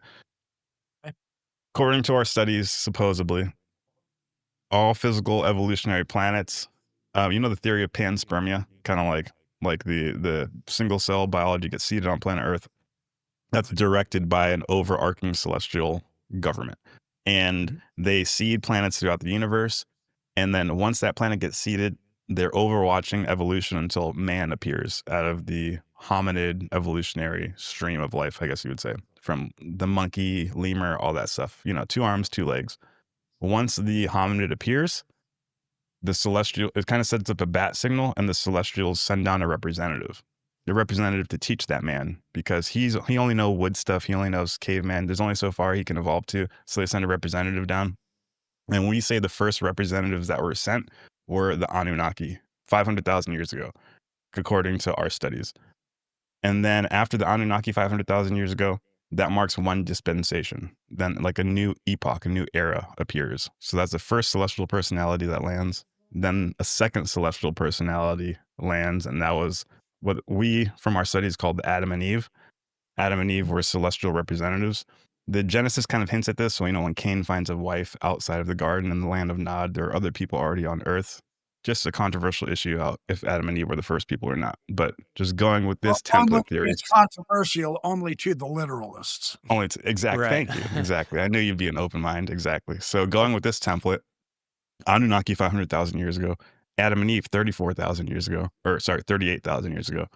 And then we got a figure named Melchizedek. Melchizedek was a very important figure, and supposedly he was a celestial being, and they were all prepping the way and working for the same team to get the planet ready for the incarnation 2,000 years ago, which was Jesus Christ. And they were all working for the same ET Galactic Federation, I guess you could say. Now, D-Bake, do you mind if I make a quick distinction here between the material and the spiritual realm, or I guess gradations of reality? We do have this material world where we are animals that evolve into people and all that. And there could be advanced beings on countless worlds out there. But what we speculate is there is a cosmic government of created beings, just like the angelic hierarchy of the Bible. So they wouldn't have been evolved from animals like us, but our evolution was guided by these angelic beings. So uh, it was We're like more than what we think we are. And that's the Yeah, it's divine like- counsel that Michael Heiser reveals, which I know, Kerry, you read a book and Yes. did an episode on you're that. familiar with Oh Michael yes, Heiser? I've known Michael Heiser, not personally, but from his work a couple years back. And actually, I'm just now really getting through the unseen realm, and I realize that he's the one unveiling this cosmic government as it exists within the Old Testament. So that's definitely an important concept, because some of the revelatory content we're reading, people don't know that there's a precedence for it.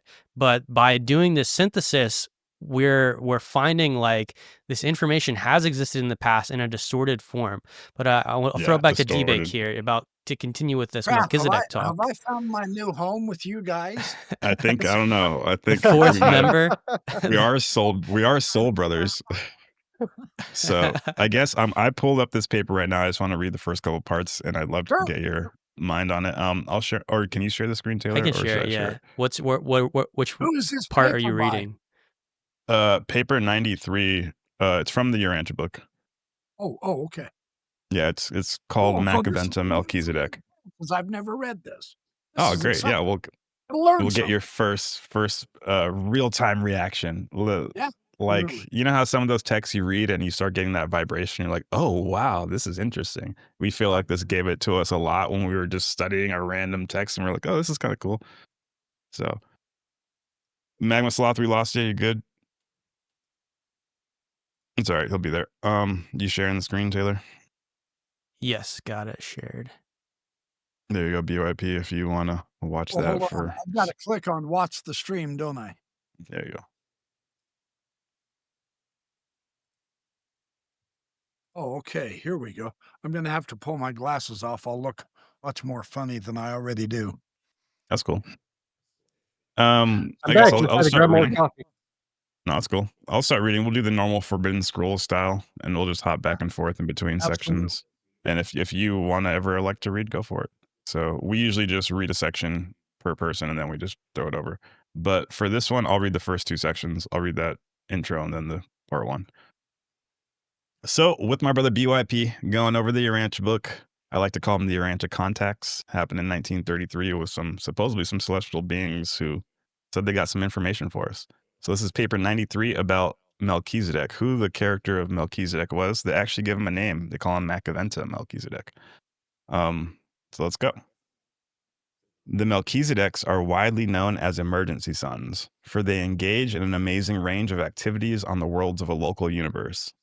When any extraordinary problem arises, or when something unusual is to be attempted, it is quite often a Melchizedek who accepts the assignment. The ability of the Melchizedek sons to function in emergencies and on widely divergent levels of the universe, even on the physical level of personality manifestation, is peculiar to their order. Only the life carriers share any degree of this metamorphic range of personality function. The Melchizedek order of universe sonship has been exceedingly active on Urantia. So Urantia is the word they give Earth. That's what they call the angelic name for I Earth. didn't know that. Okay. Yes. Thank you for You- explaining.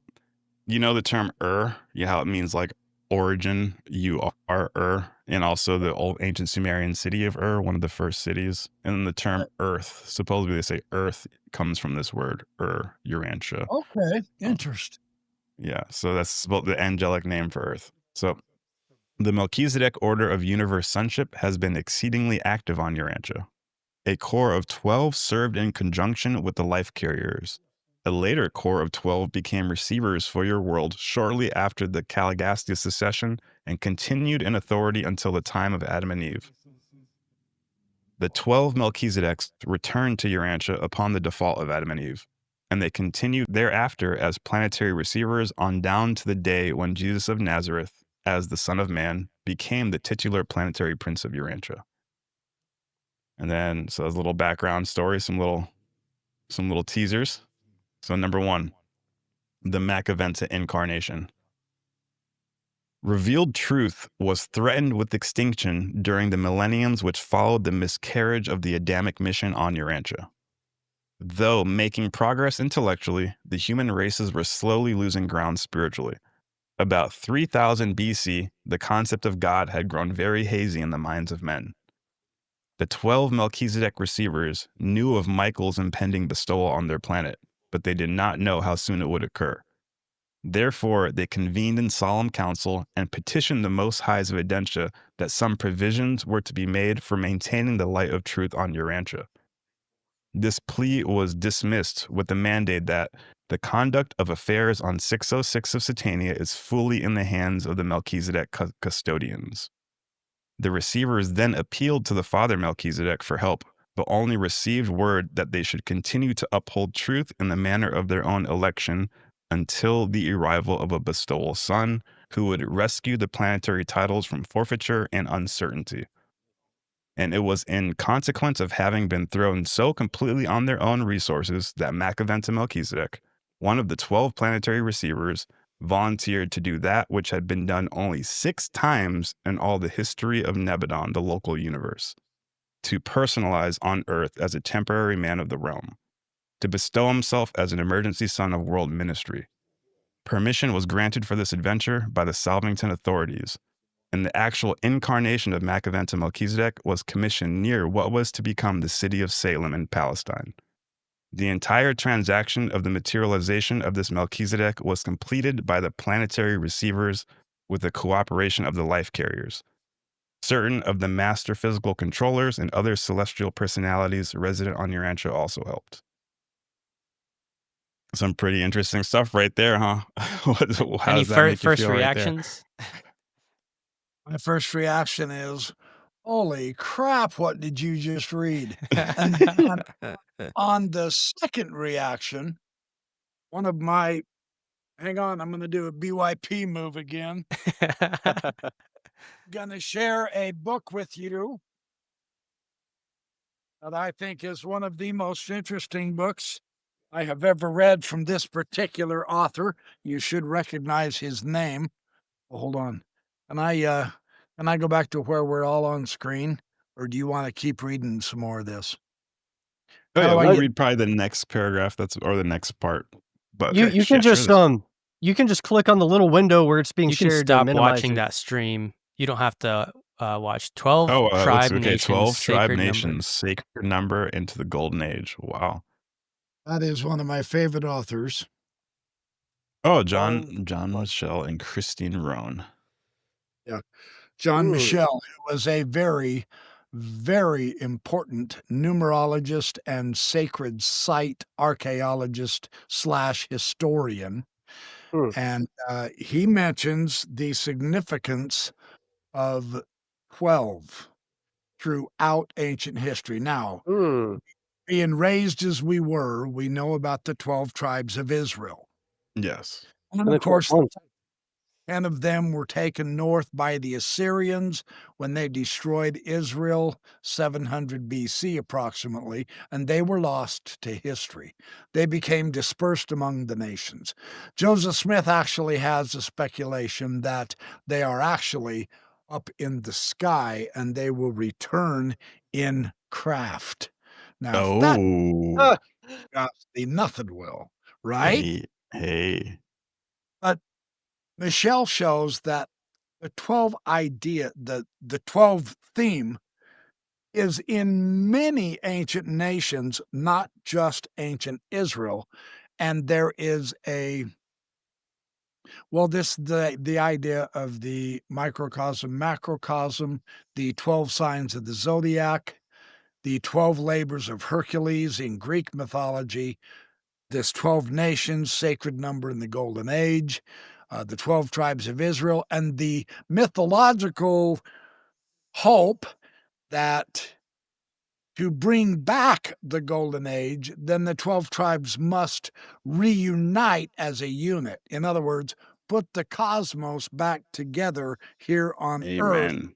and they become unified. So that's kind of the mythological theme. So it's very interesting that this Urantia appears to me to pick up on this 12. There were 12 Melchizedekans.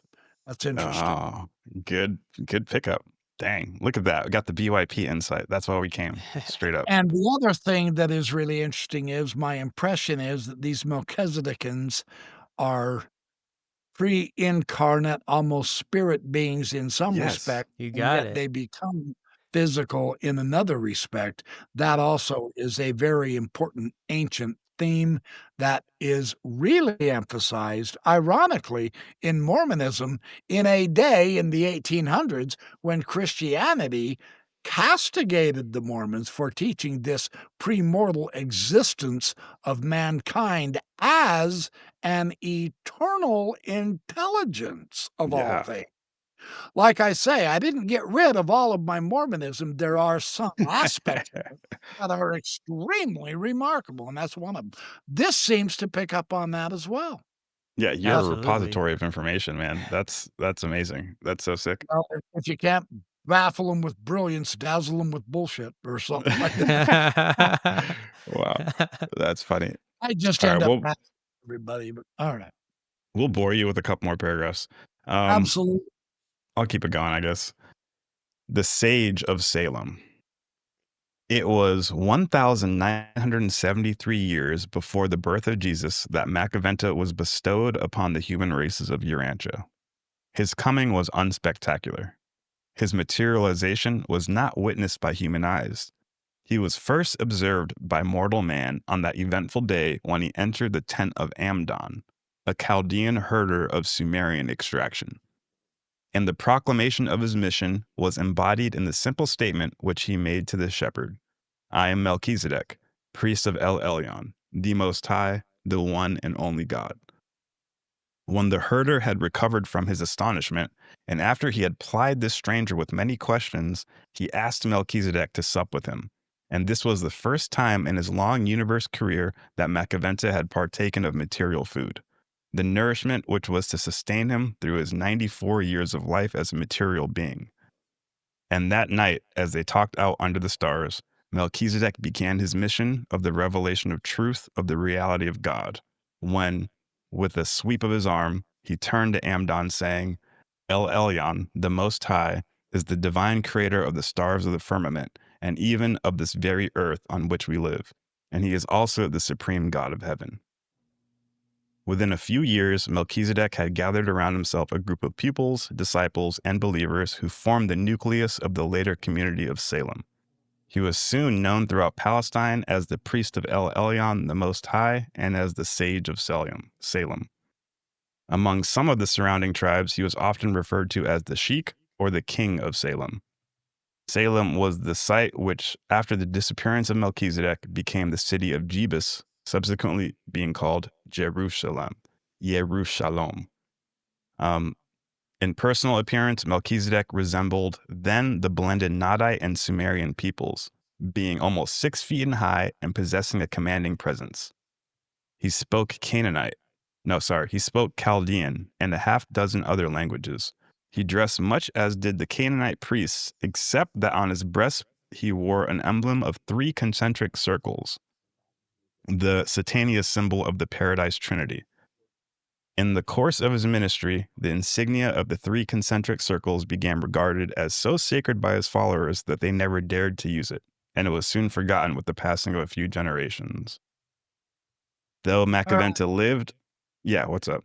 Yeah, I was thinking of the meeting of Melchizedek with Abraham outside of Yes. Jerusalem. This kind of seems to be a similar situation, but what in personal appearance, Melchizedek resembled the then blended Nodite and Sumerian peoples, being almost 6 feet in height. That's and a commanding presence. That sounds like the Nordics to me. We do know that the people back then were somewhat Ooh. much darker and quite small people. To claim he was 6 feet means he was not one of them. So he is definitely not a human. That was the first thought that struck my mind. Yeah. And then the 3 concentric circles, the Satania symbol of the Paradise Trinity, the circles, in this discussion with Pavel, Dr. Ines, I can't ever pronounce her last name. Her first name is Ines. She's a lovely lady. I don't mean to insult her. I'm not trying to. Shots She fired. talks about the theme of the geometry of the vacuum energy in the quantum field being miscalculated due to a misunderstanding of the actual geometry, and the geometry current quantum physicists and science uses is of the cube, which is important as a symbol of the cube of space, but the actual symbolism, the actual geometry discussing the impact of the protons as black holes, as condensers of universal information, is of a toroidal. It is a circle. It's almost donut. It's a triple circle. Now, where the hell did Urantia get the idea of a triple circle? I'm just asking. We're only scratching the surface. Yeah. If I could make a quick point here, Absolutely.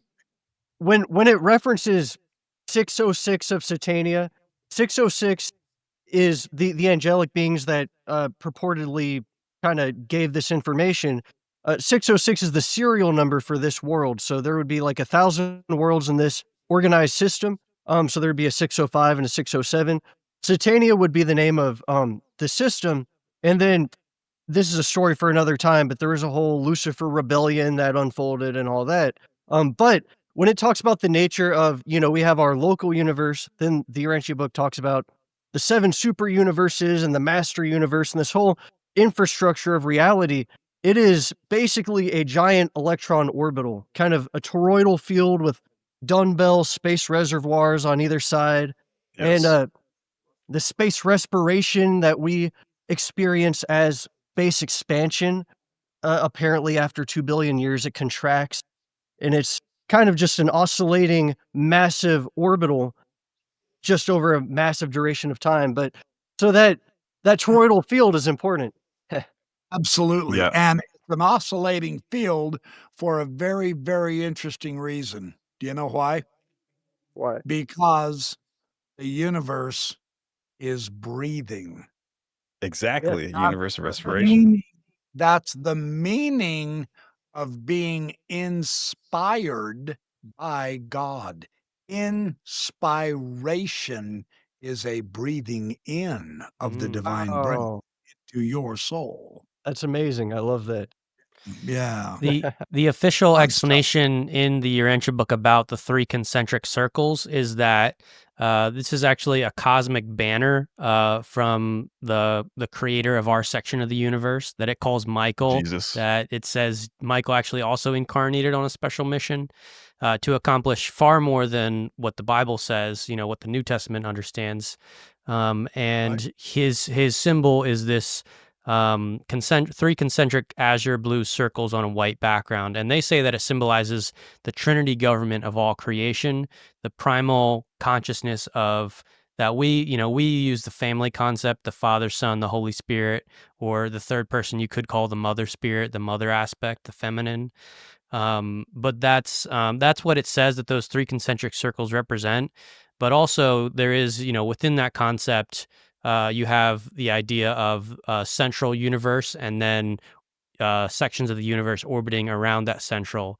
So there's another concept there. So it doesn't directly say that that symbol is referencing something about molecules or protons, but this book does have a Right. lot of other papers on how, for example, it talks about how does the universe start with God, just pure consciousness, before any matter and manifestation, and then how does it actually get from that pure spirit reality out to all the different manifestations of mind, energy, and matter, specifically, the smallest measurable particle, and then also how energy sort of manifests off of that in terms of the electrical spectrum, the light spectrum. So you'll love all those sections of the papers, but yeah, the Melchizedek thing, it basically does go on to say that Abraham Abraham met this Melchizedek character, and that's Oh yeah, I'm why gonna we check that out right now. yeah. Oh, Well, do you okay. want to? Yeah. Well, Should I Yeah, wait this on can I wanna be explaining read it? it. multivalent too. There can be multiple meanings with all of this. That's what makes it so dadgum fun to study it. But yeah, now notice this. Notice this too. This ties in with the our age has said that mythology is what is fake. Yes. That's from the scientific materialist point. Mythology is just stories. No, mythology is story, and truth is story, and it's told with story. Story. Yeah. Yeah. Yes. We are storytellers. That is how the truth comes veiled and clothed in images and symbols, and the way to undress the truth to get to its core is to tell the story. Jesus did so with his parables. The parable Yeah. of the Good Samaritan, we don't idiotically go looking for the bones of the Good Samaritan archaeologically before we accept the truth of what the Good Samaritan is about. To Yeah. literalize it is idiotic, but to tell the story is utterly magnificent and spiritually fulfilling.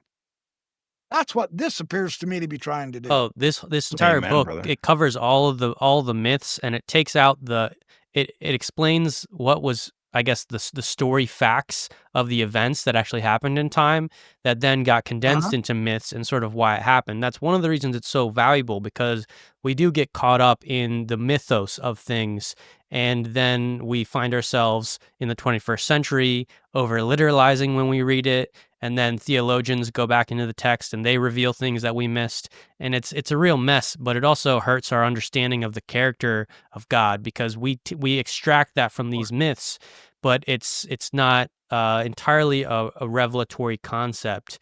It's partly human philosophy over time encoded into these myths about God. So yeah, the next interesting part of the story that Deadrick is going to get into is Abraham's meeting with Melchizedek, which resulted in the two couple verses that we have about Melchizedek in the Bible. One of them saying he wasn't born of a woman and didn't die as a man. Interesting little part that Hebrews a lot of 7. people go off on, be like, he was divine. This book gives the backstory that like really makes it make sense in the divine council, the Elohim, the cosmic government. Well, we're hitting some really crazy fun stuff on this, man. This is Oh, something. they're gonna love it. This will make people think if they like to, and if they don't like to think, tough luck. Oh, Exactly. Exactly. No, we're so excited. Like it's funny how the universe pulls you to like-minded people. It's interesting. I was just thinking the same thing. That's what happened with Robert and I. I'm not kidding. This guy is so connected, and he has some of the most breathtaking stories that you just almost can't believe some of the synchronicities of him. And how do I know him? How did he find? How is this Right. even? How am I on your guys' show? Who the hell are you? Exactly. Right. Exactly. It's astonishing to me. That's the internet power. Who would have Uh-huh. known? It is incredible, you know? Yeah, I guess riffing back off, I did want to make a point about, you asked about the symbol, the three concentric circles, and we wanted to say that, like, you remember the different angelic dispensations, how they all landed. According to this book, the first one, the 500,000 years ago, the Anunnaki, they ended up rebelling, and somebody that was in charge of the rebellious efforts was named Satan. And he was, I don't know if he's named after or if this local section of the universe is named after him, but that's where we get Satania from. A lot of people see the Satania word and they're like, oh, are we in the evil section of the universe? No, there's like, yeah, it's a correlation. You know, at one point in time, he was a good guy. Satan. But Sorry, go ahead, Deadrick. no. I was gonna say Satan is not actually like a formal name. It means adversary or like challenger. And BYP, Yes. you've heard that, I'm sure. So like when the Urantia book uses these terms, it's using them to connect the dots to concepts we already have. So it points out that there were three primary different angels, rebellious angels, that all get wrapped up into one devil concept. And there was one of those angels that was resident on the planet during Adam and Eve, and that was Caligastia.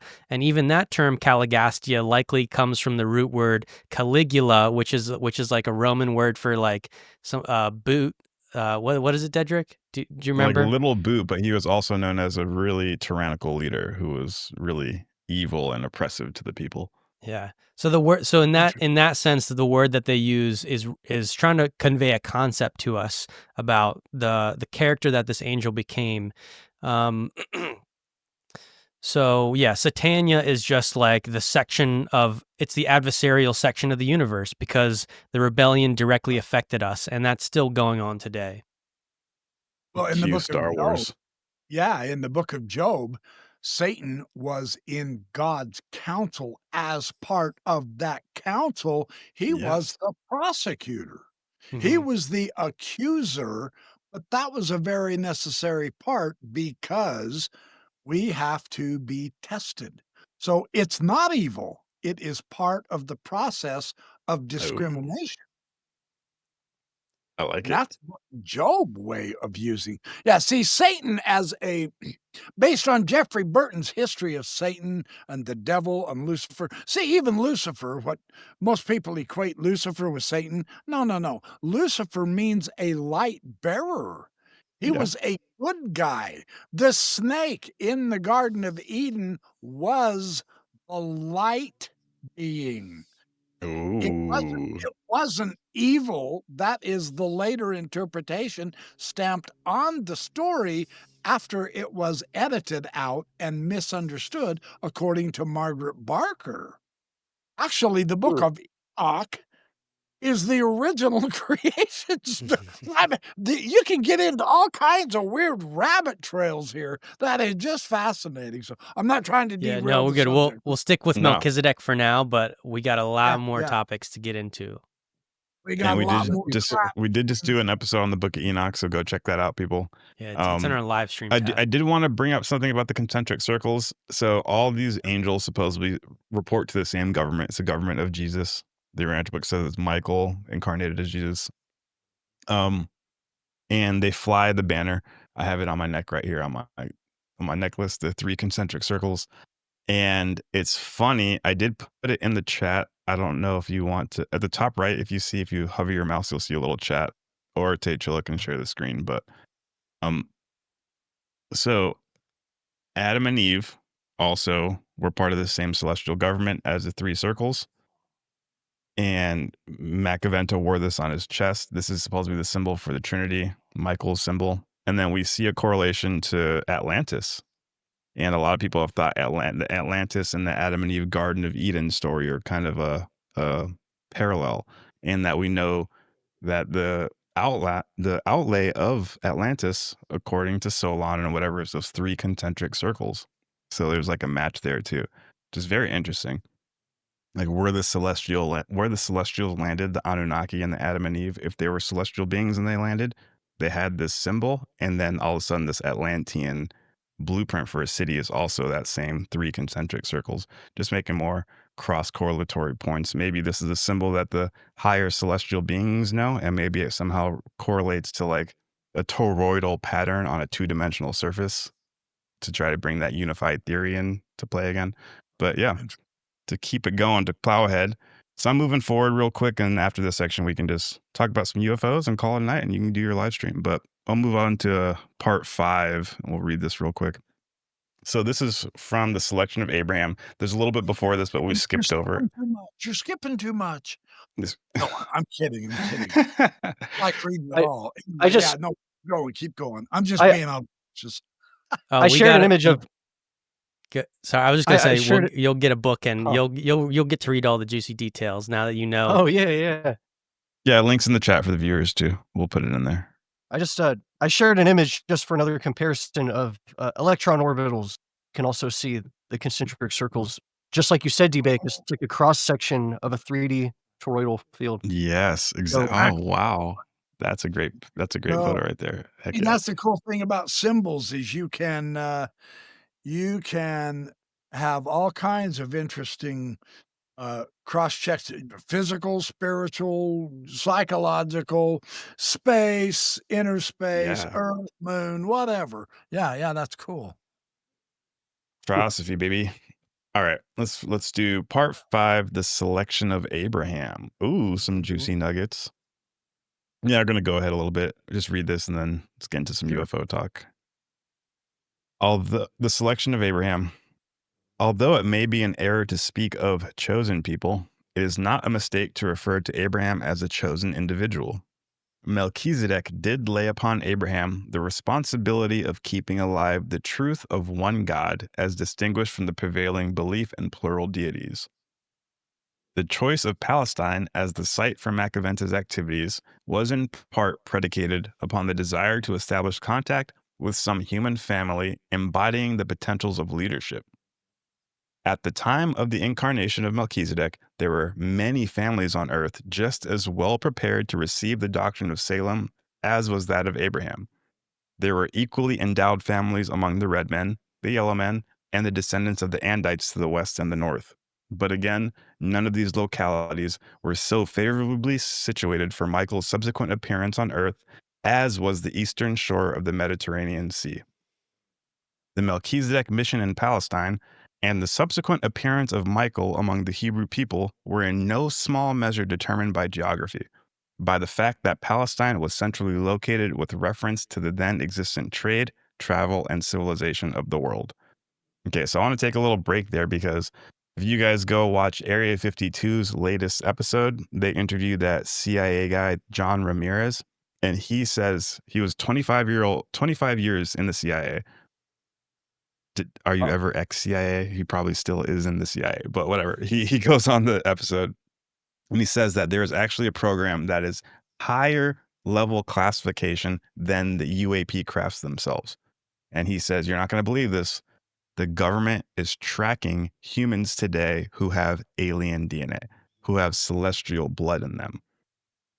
It's saying it right here. This little paragraph right here is super interesting. It's giving you how the angels look at our planet. They're trying to figure out what family Melchizedek should appear to, and they're scanning the different families and genetic heritages of them. Because remember, this is Melchizedek, so this is only what, 6,000 years ago?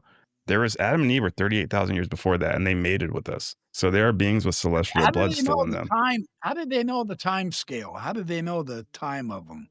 Okay, so these are the Urantia book is 196 papers, 2,096 pages long.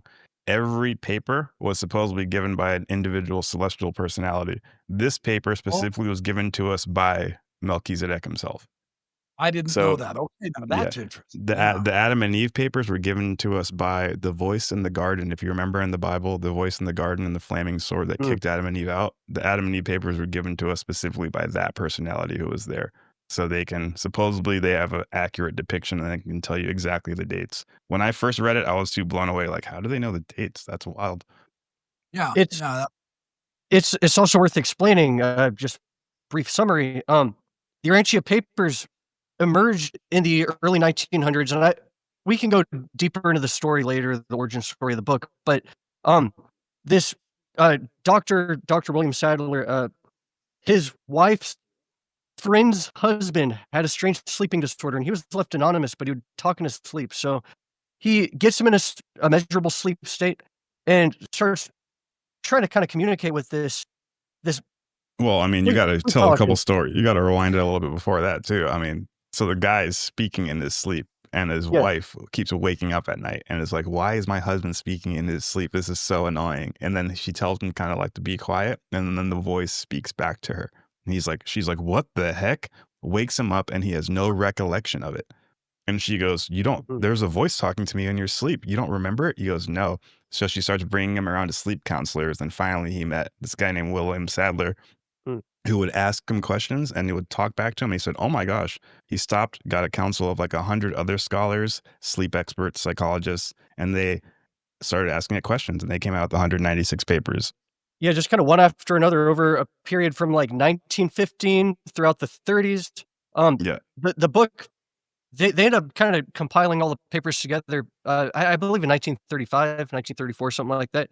And they kind of sat on the book just with all the geopolitical events going on in the world. It wasn't until kept it a 50s. Secret. Yeah, they kind of kept it a secret. It wasn't until the 50s the book was finally published, thanks to the donation of Sir Hubert Wilkins, who was he was an explorer, an airplane pilot, member of the Adventurers Club. He finally donated for them to be able to start publishing the book, and the plot thickens where he was the rival to Admiral Byrd, who was part of Operation High Jump, who went to Antarctica to find the Nazis' underground bases. Him and Sir Hubert Wilkins were fighting for Antarctica exploration. It's just interesting how all these weird phenomenon stuff starts tying in to people who know each other. And the Urantia book that talks about that, it says the angels are always watching and they try to get people to meet for certain reasons. So this kind of reminds me also of Jane Roberts' materials, in a way. Jane Roberts? I'm not familiar. Yeah, she received communications from beings. Oh, and we need to look into that now. Oh, that's another Forbidden Scroll. Is that the Seth? Oh, thanks for that. The Seth material. There's great books, Jane Roberts. Oh, I have read some of that. Oh, okay. Yeah. Okay. Yeah. I know. We do know that stuff. Yes. Yeah. Mm-hmm. Did we cover the Law of One on this channel? Yeah, it's a similar channeled text. So there's a weird backstory, obviously, to how this book came to be. It claims to be revelatory celestial information, but here on the channel, as truth seekers, We obviously recognize that no matter how strange the origin story is, no matter how divine everyone claims it is, you gauge it on the quality of its content and the Yes. apologetics aspects where you actually look and break it down. So that's kind of how we see it. We don't want this to Sure. become, it's not like another religion. It's not, Mormonism 2.0. No. It really No, is you don't like, understand. We can make boatloads of money. Let's start our own religion here. right. I hear you. There it Oh, was. I do want to do it now. I didn't know. BYPosophy. We could get tax exempt, baby. There you Yeah, go. The I hear you. high priest BYP.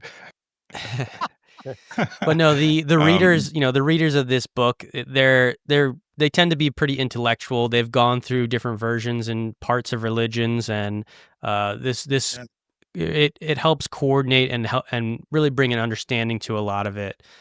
So there really is a cool community, and that's why I met these other guys, to do this podcast.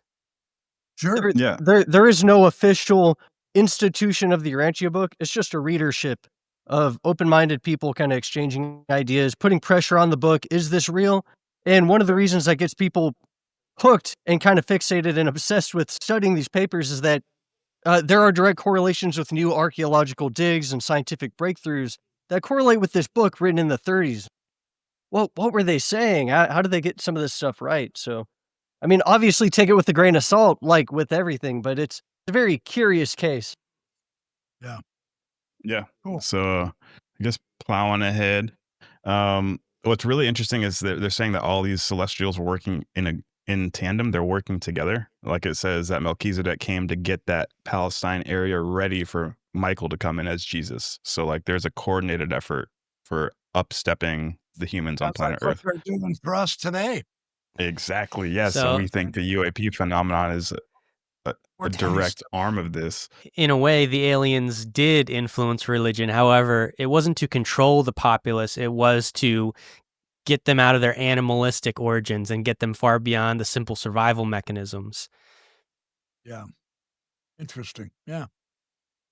So, all right, All right. moving ahead. For some time, the Melchizedek receivers had been observing the ancestors of Abraham, and they confidently expected offspring in a certain generation who would be characterized by intelligence, initiative, sagacity, and sincerity. The children of Terah, the father of Abraham, in every way met these expectations.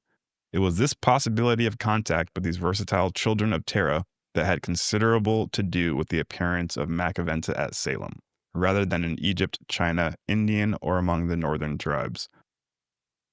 Terah and his whole family were half-hearted converts to the Salem religion, which had been preached in Chaldea. They learned of Melchizedek through the preaching of Ovid, a Phoenician teacher who proclaimed the Salem doctrines in Ur.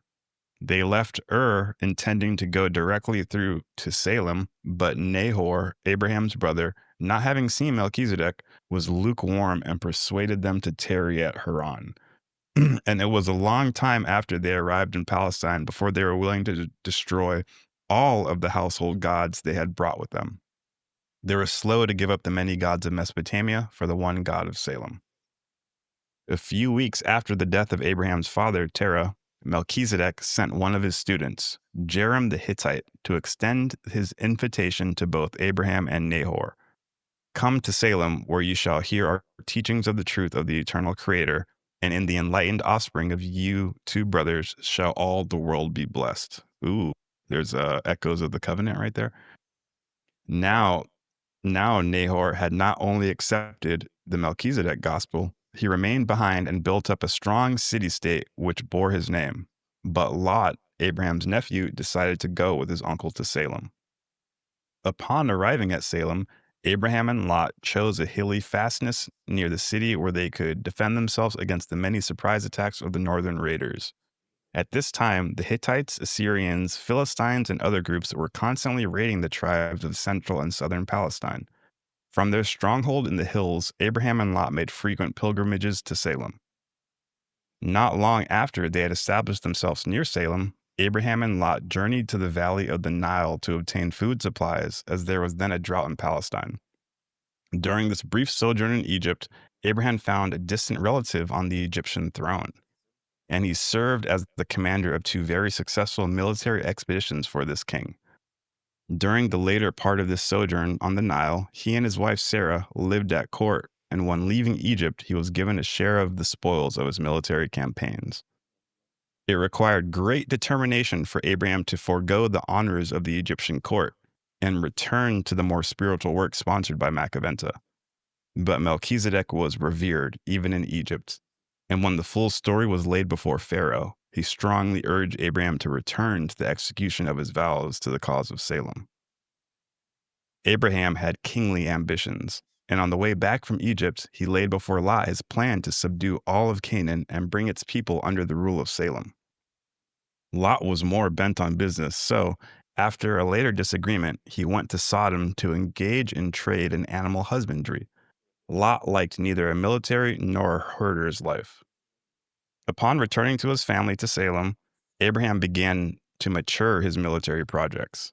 He was soon recognized as the civil ruler of the Salem territory and had confederated under his leadership 7 nearby tribes.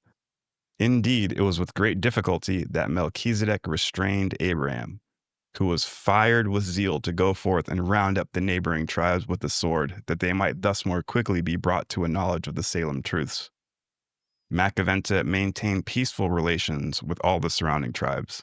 He was not militaristic and was never attacked by any of the armies as they moved back and forth. He was entirely willing that Abraham should formulate a defensive policy for Salem, such as was subsequently put into effect, but he would not approve of his pupil's ambitious schemes for conquest. So there occurred a friendly severance of relationship, Abraham going over to Hebron to establish his military capital.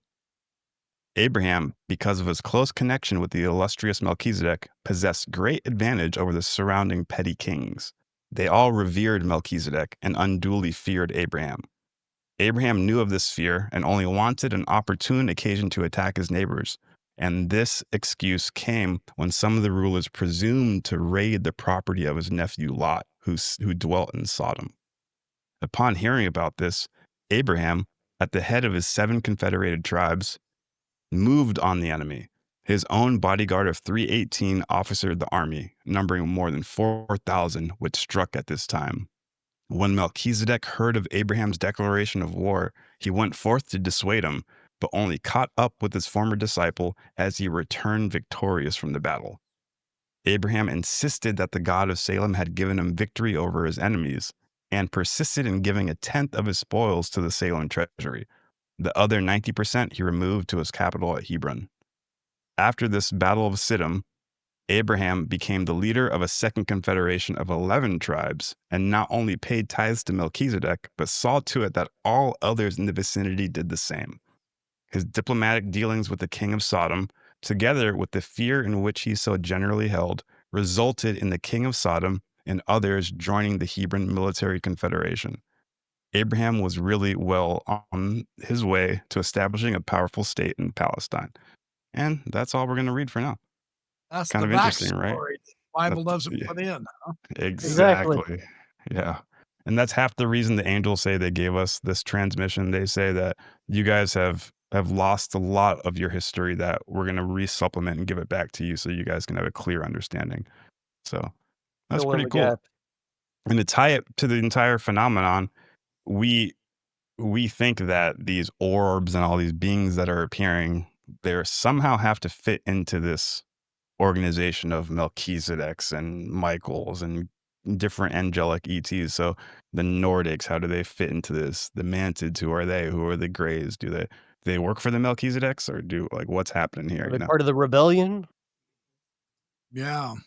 Because we've heard now that there are good and there are bad groups, Yes. the ETs, according to some people. So, it's kind of interesting. Oh, here's I another don't know. quick picture before we move on. I'll put it in the chat real quick. This is some pottery.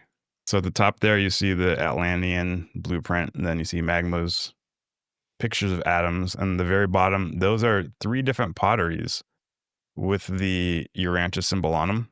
And these are found, the first one was found at the birthplace of Melchizedek.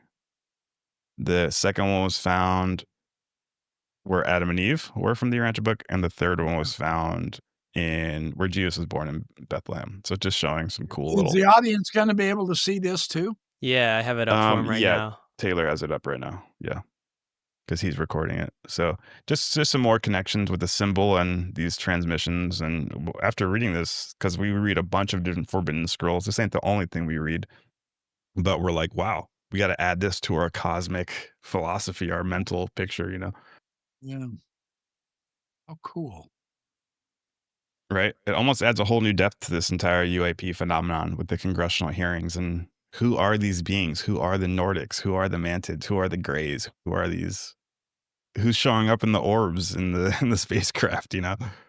And like you're talking about the toroidal physics that they're using to traverse the universe. These beings are real. Not only are they showing up in our sky, as we're saying, they probably even made contact with us. So how do we synthesize all this information? Well, here's a hot take on the Nordics and the groups that say they're from the Pleiadian, constellation. Is that a constellation? The Pleiades is a star. What's the term? Yeah. It's a constellation Seven of stars. sisters. Yeah, The yeah. seven sisters. So, Yeah. what's interesting about that is there's some ancient cultures which say that the Pleiades is our afterlife destination, or they at least make a connection between the afterlife, or the star people that came down. There's a connection between the Pleiades and Earth, and some of that connection, I think it's going to be quite surprising as disclosure continues to unfold. Eventually, we might get that revelation of, yes, we're not alone, and guess what? Some of these aliens look exactly like us. I think it's going to be Yes. so surprising to people, and really, what it suggests is that there is a life program that has been seeded across multiple planets. Obviously, they're going to go, okay, well, are the Nordics, did they start on Earth a million years ago and then they went to the stars and we missed that point in civilization? Did they plant life here on Earth, or is that why we look like them? But at the end of the day, something that the Urantia book expounds is that there's these life programs being run by these cosmic celestial beings, and they are trying to optimize and create different forms and variations of similar types, though. And the human form as we know it is apparently one of those types. And allegedly, the whole Pleiadian sector has a multi-planetary civilization that we generally call the Pleiadians, but also has different sections within that. So I think that's one of the most fascinating things. It's really going to blow people away. And yeah, we'll see. It does, yeah. Backyard Professor, I'd love to get your thoughts on Revelation in general. I saw a video by you kind of commenting on someone else's thoughts on the Chris Bledsoe kind of predictions.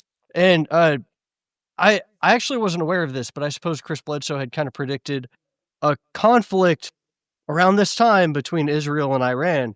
And it's one of those things, kind of like you mentioned, is it obvious that that's kind of been an ongoing thing since like the 70s? But at the same time, Revelation is really just kind of having foresight and knowing what's likely to happen. But I am curious on your thoughts on Revelation in general of could there be an ongoing revelation? Possibly the angels are still in contact with us, or God is still in contact with us. And maybe it didn't just happen 2,000 years ago, but there could even be numerous revelations that have happened since the last 2,000 years we might not even be aware of. Mm-hmm. Now Chris you're starting Bledsoe, to another sound good like a point. Mormon. That is the major premise of Mormonism is, there's continuing revelation. But yeah, if there is and I mean, in a way, they have a point. Of course, they claim that it's only through us that the valid revelation. Yeah, that's Isn't it every group And that says the everybody's same gonna thing? make that claim. I mean, that's just the nature of it. But on the other hand, Brigham Young did say, he's the one that took the pioneers to Salt Lake City way back when, 1840s. He did. Every one of us should be prophets and get our own revelation. If you're not getting your own revelation, you're not doing your duty. Now, that's way different. Today, they say, oh, no, don't get your own revelation. Just follow me. Yeah. Yeah. But That's a really good point. if there's going to be, I mean, the idea of revelation, the apocalypse is an opening up, is a is opening the container, getting your own knowledge. Hmm. And if every visitation of these ETs, it doesn't matter if they're coming in and abducting you or if they're just Mm. catching you on the road and all that. If if they're revelations, we have to we are so minimized with, I mean, just our ability to see is just a small smidgen of the entire electromagnetic spectrum. We Yes. don't see in X-rays or infrared. Ours is just a small sliver of what is literally an infinite, some say, Yeah. capability that we don't have. Spectrum. Yeah, spectrum. Our hearing is not near as good as a dog's, for instance, or a bat's using echolocation. Our ability to see compared to an eagle's is truly minimal. Good point. Yeah. Our ability to we as humans are just so limited. Our very structure of our brain is not designed to open us up to the cosmos. It's a filter to filter out everything. And possibly part of the Point. excitement of living for the future is for our brain to be expanded and let more. Yes. That's why drugs are so sought after, because Mm. they shut down the brain to allow more in. Sounds like Terrence McKenna. That's where I get it from, Terrence McKenna. Very interesting gentleman, I'm telling you. I get it. Some people don't like him, but who cares? I love that theory. I shared another image in the chat. I see. Birefringence is what Thank you you. see in an oil spill. I'll share an image of that. So what fascinates me about kind of a connection I've made with this is you have the first order, which is like the Roy G. Biv spectrum. Then you have overtones of that are reoccurring at higher frequencies. And so I wonder in two different directions if it's uh, the divine trinity could represent the first order, and we are way out at one of the further orders, or the other way around, the material world you could view it as the first order, and higher realities like the entire electromagnetic spectrum could just be the first order. Then you have other orders of magnitude at higher scales Wow. that we can't even comprehend. Our oscilloscopes can only move as fast as the electromagnetic spectrum. What if there are entire overtones of the spectrum that are physically impossible for us to even measure? Well, it's just like my new video that I put out just a couple days ago on the light. That Oh, they yeah. Yeah. they put light in Like 37 11 dimensions. Yeah, 37 dimensions. I saw dimensions. that. And you're going, 37? We only know about 4. And we can't even comprehend that.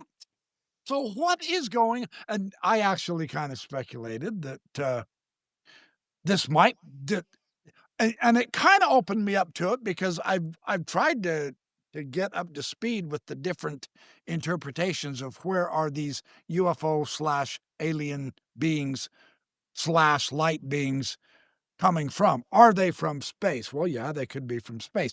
Are they from this earth, from under the ocean? Yeah, they could be Ooh. the ocean. Yeah. Are they interdimensional beings, like Jacques Vallée says in his book? I've got it here somewhere. And now, I mean, if they put, I don't know how they determined that the light was in 37 different dimensions, but notice that the science is now saying, well, string theory started with 10, then it went to 11. I've read somewhere where now there's some theorists who are speculating there's 15 hidden dimensions. Oh, wow. Now they're saying light's in 37. How many dimensions are there?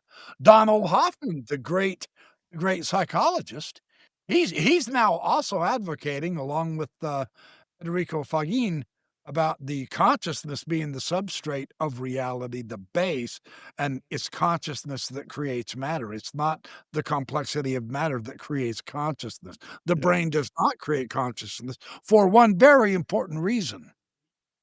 Because if, and it has been proven in the quantum realm, that matter only gets there when it's measured or observed.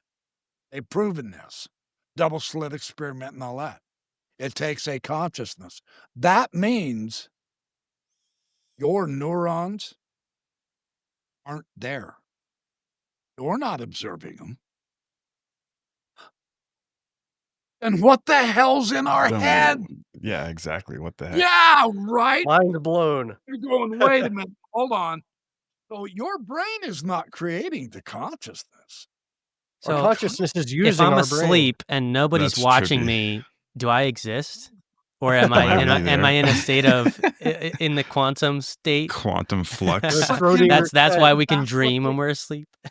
Unless yes, somebody's and watching us, that's why then you can't. we are becoming, Shut up. well, as being, we're kind of a mix. That's why humankind might be so interesting to the ETs if they are interdimensional beings. Again, I'm Uh, speculating, but what an interesting concept, right? That's the fun of these meetings we're having is we get to speculate, we get to kind of investigate and learn and read some ancient texts, read some modern philosophy and science and all that, and say, wow, how does all this stuff whoa, come to? that's trippy. So certain different beings can only collapse wave functions within certain spectrums. So like if a interdimensional was in a higher light wave form, they can't collapse waves in our dimension. They would need a being like us to collapse waves in this dimension, but we can't collapse waves in their dimension. You know, there's like an interchange. That's trippy, dude. Yeah. It's like that flatland of Abbott. Yeah, exactly. A two-dimensional Oh, world. If a ball comes into their two-dimensional world, they can't see up. They can only see sideways and distance. They don't see height.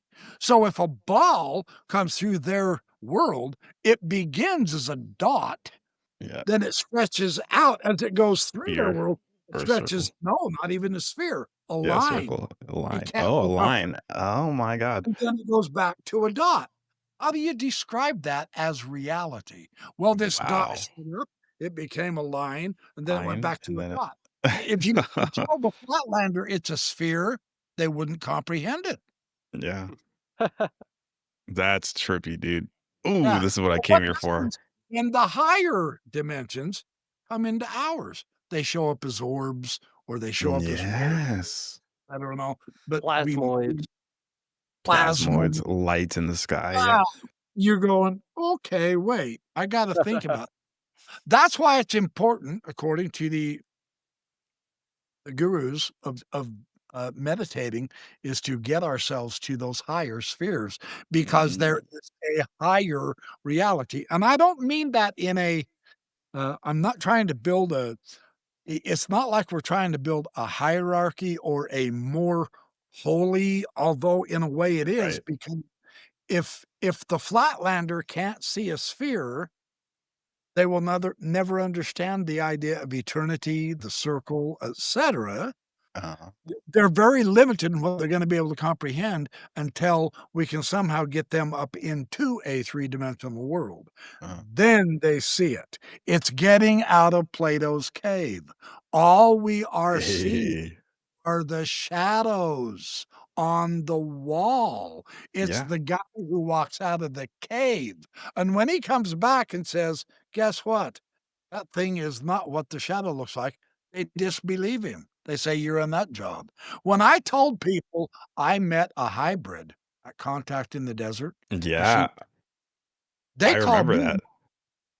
in the comments and said, "Dude, you've lost your marbles. You're an idiot. I'm not watch this happening. I'm unsubscribing." Meanwhile, John Ramirez says the government is tracking alien hybrids. Yes. Yeah. Right? Chris Ramsey is interviewing people who says, "Yeah, there are hybrids. Of course there are." hmm Jesse Michaels has people who say, "Yeah, they're hybrids." So the interesting thing is, if it's someone else far away, it's okay.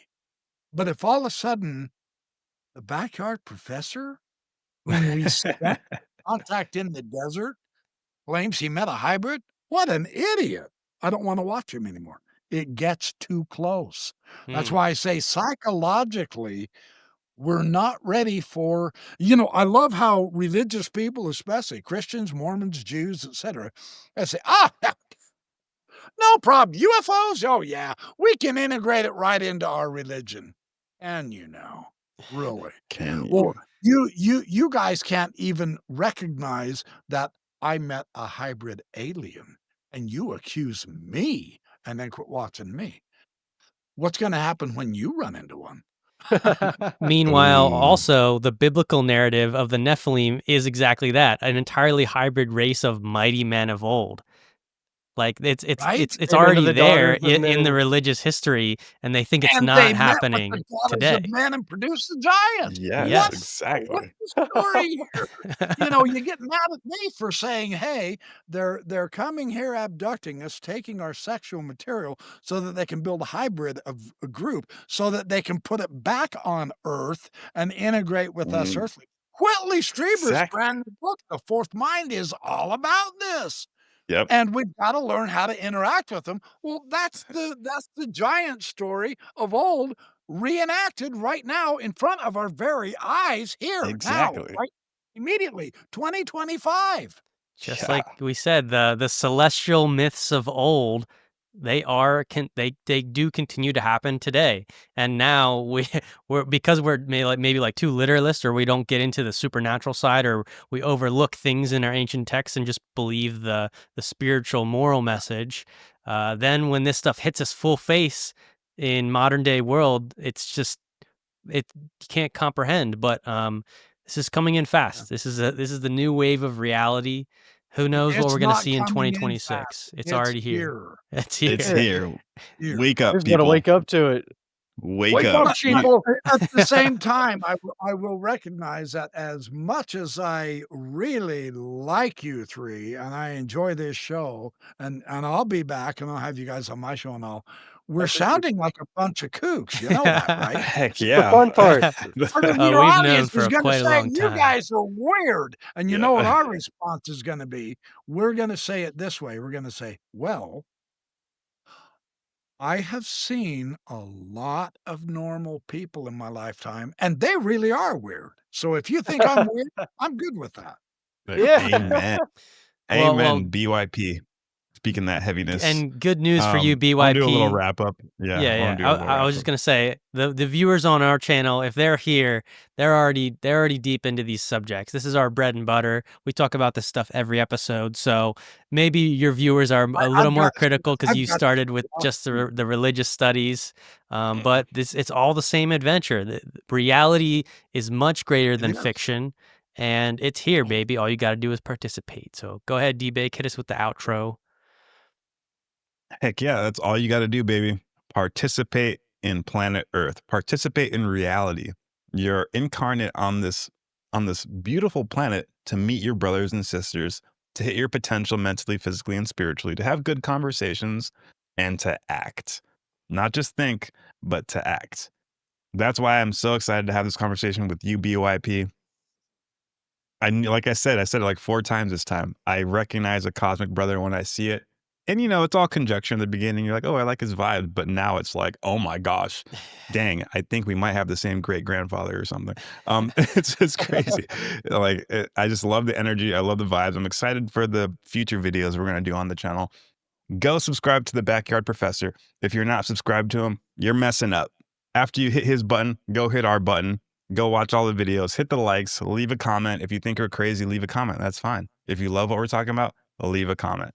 You will see future episodes of BYP. We're going to be diving into the mysteries when it comes to ancient religion and modern UAP. We have so much more to talk about, the anti-grav, all the different methods on viewing these UAPs. So this is a lifelong journey, brother. So excited to have you on. Thank you so much. I appreciate it. You got any last words for the people? I do. I would like to leave you with one last, somewhat spiritual message that I had a Amen. very holy man from India tell me. That he was very impressed that I understood this. He didn't realize any Westerners recognize this. I will share it with you right now. The gesture like this that you see the Eastern people greet each other with is the recognition of the deity in your fellow person in front of you. Amen. But the left hand is the left hemisphere of the brain, and the right hand represents the right hemisphere of the brain. Yeah, And you're when right. you put them together, you Oh. Oh my gosh. feel- you make your connection with the deity, and you greet the deity in the It's a other. mudra. It's a mudra. That's mudra. beautiful. That's Oh why my Is that it God. is it also When you said that, I hemisync? felt it. I Hemisync. felt it when you said that. Yeah, that gentleman from India, he said, I've been Indian. He said, I am deeply impressed that you recognize that. He said, I've never heard someone recognize that symbolism before, so I want to pass that on. Oh, that's beautiful. That, Mm. yeah, it connects you internally because we are two people technically. We're Yeah, split by the corpus duplicated. callosum in our brain, and each hemisphere of the brain has a different function. So when you put it together, you integrate the whole human with the whole deity, involving the other across from you. You two become one. Amen. That's crazy because the left side of the brain controls the right side of your body. The right side of your brain controls the left side of your body. And then you make them touch, and you're literally in contact with both hemispheres. That's amazing. Namaste. The God in me sees the God with you. Namaste. I love it. That's dope. All right, everybody. Love you guys. Hope you guys enjoyed the conversation. Stay tuned for more. My cosmic brothers and sisters. Peace. Woo! That was awesome, dude.